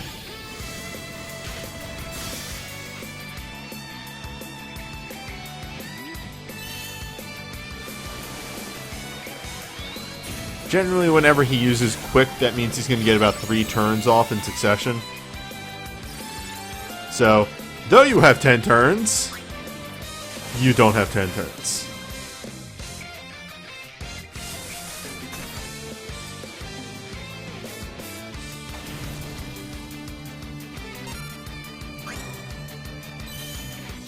This may go poorly for me.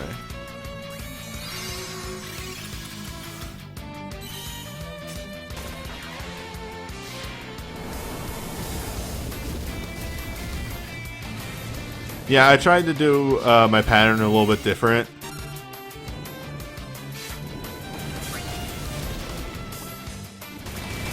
Than my testing. And it's not going to work out for me. There it is. Miss!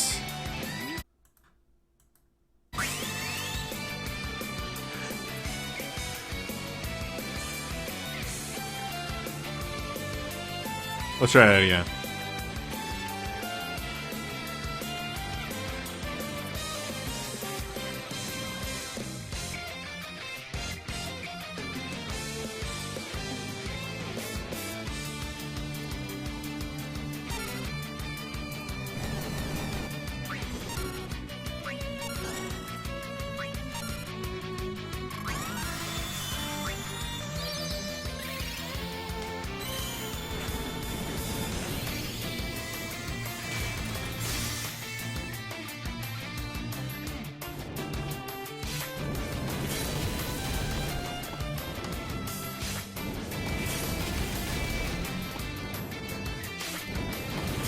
Well,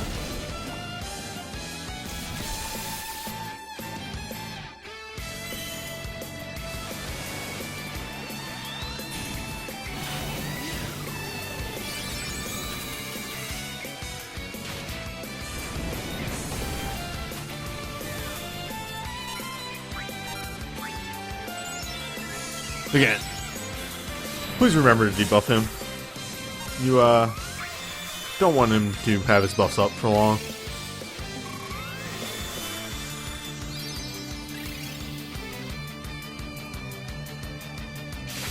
Blade Mastery is the other move that you really don't want up too long.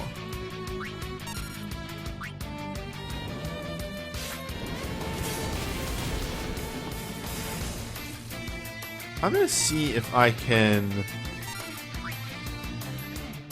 get...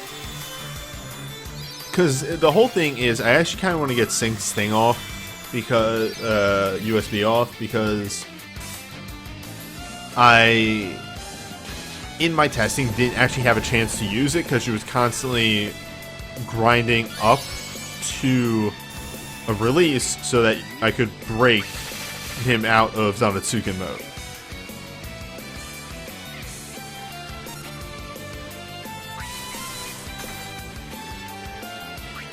And in this phase, when he's not using quick, this is the best time to do it.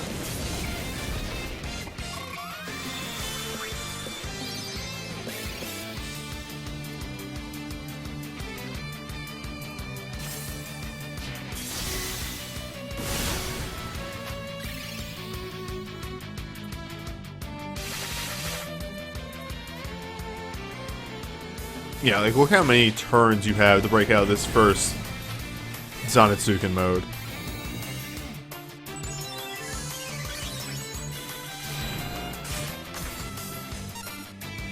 Let's just slow roll this early part. We'll see moves that, like, I really don't remember ever seeing in the rest of this. Alright, now you are kind of going a little buck wild, aren't you? Why you gotta do this?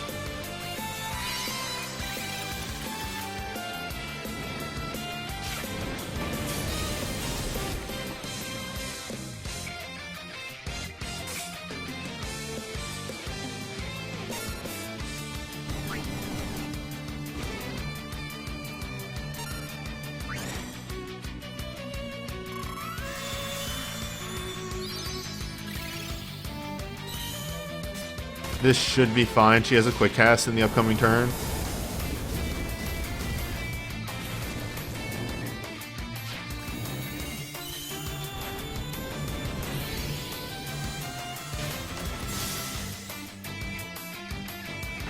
If not, then we'll just go about this in a normal, original, tested, planned way.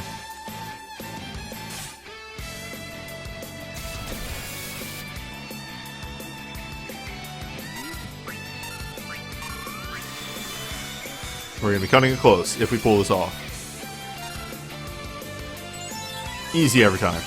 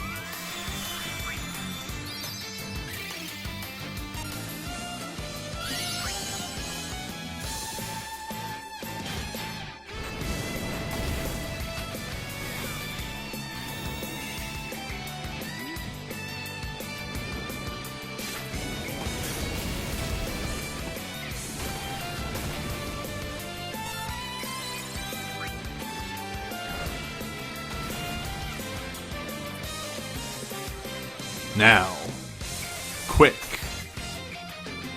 How fast can you move in frozen time?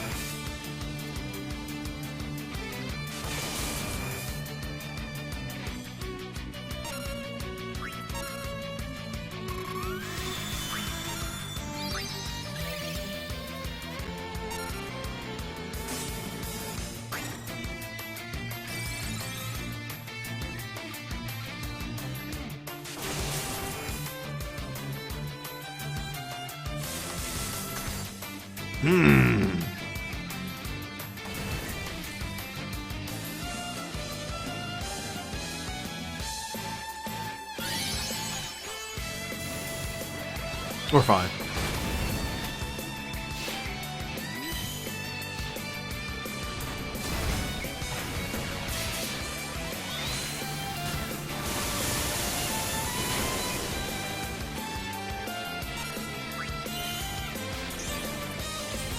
Could maybe save that for better safety, but I just wanted to make sure I had fast cast.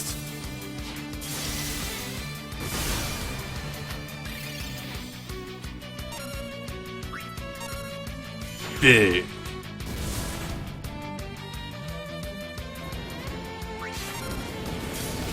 Oh, big.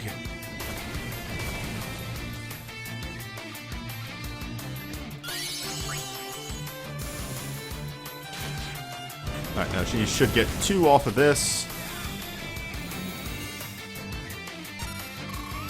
Thanks to her everything. So we have 1 more Gungnir phase probably coming up here. We have 1 more concentrate with wielding Zanetsuke. That seems like bad times. This is not where I want to be right now in my life. Bart is here. Bart showed up today. Finish it with a rock.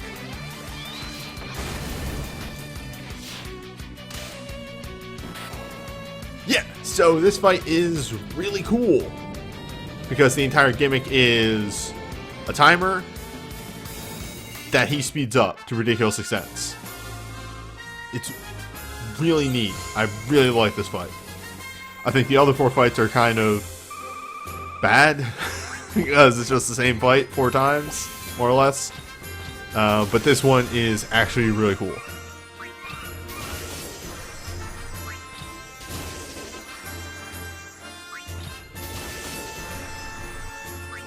any fight that isn't just hit the buttons as fast as I can, I'm a big fan of. Any that make you actually stop and think for a second are good in my book.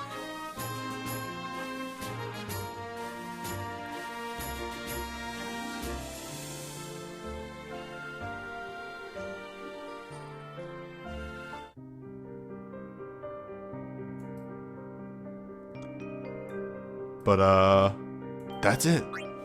Fest is done. Fest is dead. Here in the season of Other Fest, this Fest has been completed. Let me just double check that. All the knights have been conquered.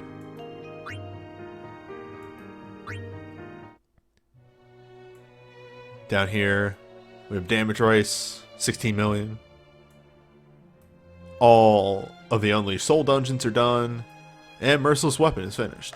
Gift dungeons are done. The only thing I really have left to do is I'd spend some more of my Summer Fest tickets, but I'm going to try and grab a couple more Geos before I do that so I can level those up in there. Let's see what our payout was in all of this.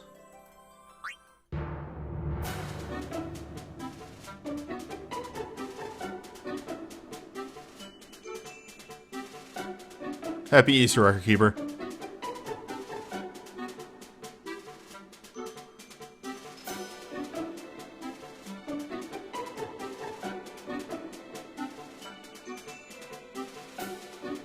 This screen takes a very long time to load, and there's always a mistake coming in here on the emulator. The emulator, which already takes longer to load. So I know this, I was at like 100 yesterday, so I gotta go to 400 doing all the fest stuff today. This went up, I think, about 1,000. This went up about 3,000. All in all, a good haul. I need to sit down and start making Super Soul Breaks, pretty much. I need to start making video tech. I think I need to look at characters that I have cool LMRs on, and they would be fun to use in videos. And then start looking if they have a decent Super Soul Break. That way I can have more fun in my videos.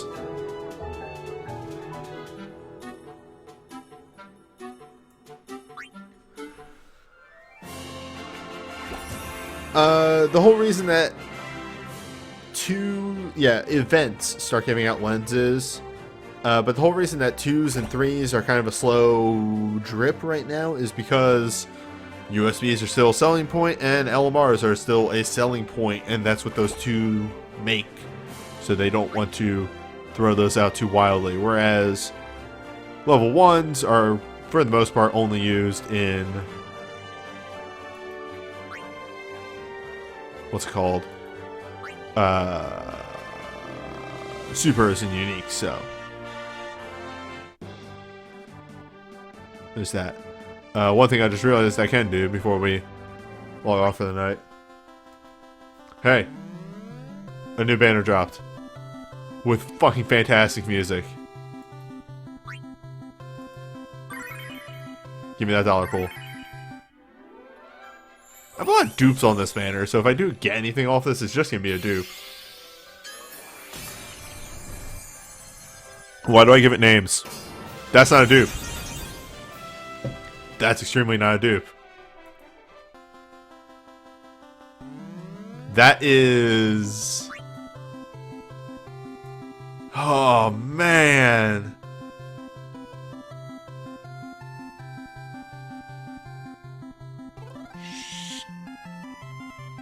Shit.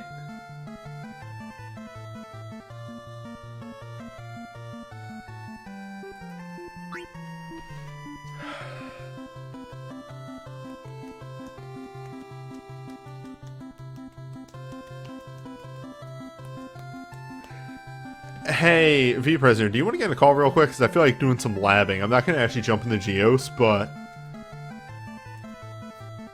strategy talking. might be a thing to do real fast.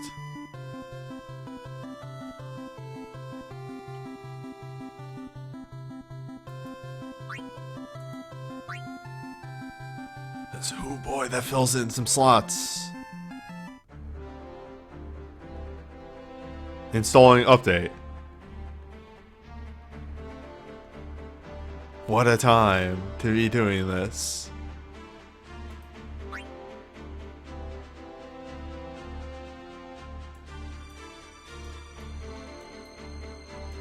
Yeah, I'm still opening Discord.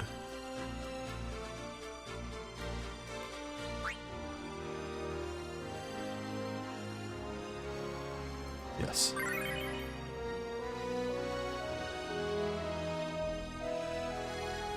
I know, cute animals. Hey, hello. Hey, so... Whoops. You just got a dupe that suddenly blew up everything. Well, it's not a dupe, but yeah. So, here's the thing, and I'm staring at this, and this is where the conundrum comes from. Who would even be subbed out here?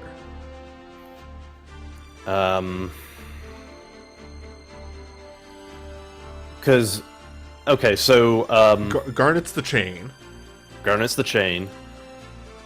I think the big one would probably be Ash, oddly enough, because Ash's contribution is strictly DPS, whereas everybody else has a unique utility niche that they are filling. Yeah, this would be a thing that would have to end up... What is Desh's dive? Desh's dive is double cast lightning. Shit. He does kind of just replace that. Because she is a chaser, whereas he would be increased vulnerability. Like, he's not... He doesn't have an in element, though, whereas she has an in element. So she's going to be dealing more damage than him. Yeah, but he's going to be softening it up for everybody. Yeah, he's going to enable everybody else to do more damage.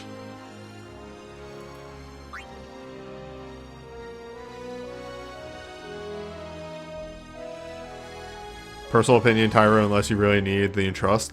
Here's what Tyro brings. Me not having to bring haste, shell, protect, and wall other ways. Yeah, just subbing Tyro out is a very tall order. Yes. There's too much shit on God Wall. God Wall frees up a lot of slots so that other people can do stuff. There's a reason that Tyro and Olara are on almost all of my teams. Because just being able to say, I don't need to fill these spots, is very useful. The other neat thing too is that Desh has Wrath, so he can just sort of do that also in a pinch. In case you need to set it up for additional meter. I feel like Ash gets off her USB enough times. Okay. Over the course of that fight that I wouldn't need to wrath up on him. It does increase your flexibility for when you want these imperils and how often you want them stacked. True. The big thing about that, and this is the other thing I'm thinking, is if we can still get to final phase, no matter what, him adding the extra imperil stacks would allow Shantoto's thing to just hit that much harder. Okay, and also, here's another thing to note. It may not be, like, entirely relevant, because Desh is going to be replacing your DPS, but something to consider. Yo, Desh has Machinist 5.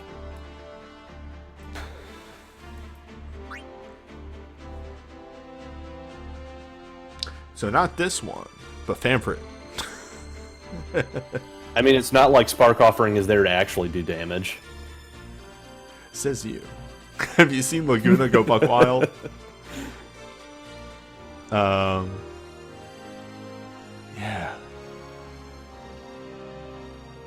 And Desh can equip swords, so he can actually just swap over to physical if he needs to. Yeah, like, Desh is good at what he does. His USB is very low-key, it doesn't have as many flashy effects as everything else, but it has the effects that matter the most. Yeah, I'll definitely have to lab this off screen. Yeah, because it also means that you're going to have to figure out when to have Garnet swap into Allegro con Moto, because those are, like, mutually exclusive.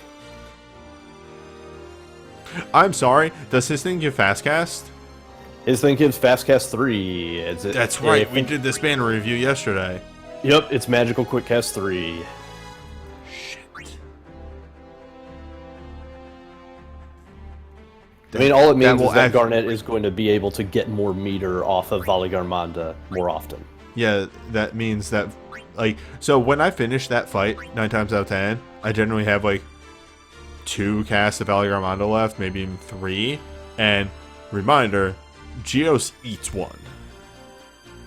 Yeah.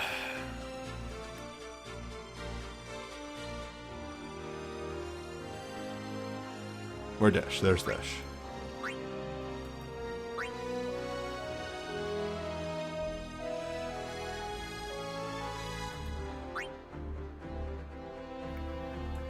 Like, Dash is very tempting, and he fixes a lot of the more awkward parts of your setup.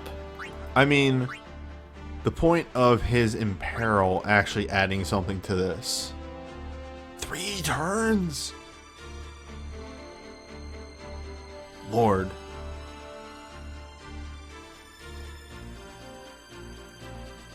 Yeah, that will make some donuts. I always forget that I have roiling memories. I should use Dash in videos more. That's actually pretty decent, because it also gives him a magic boost. Yeah.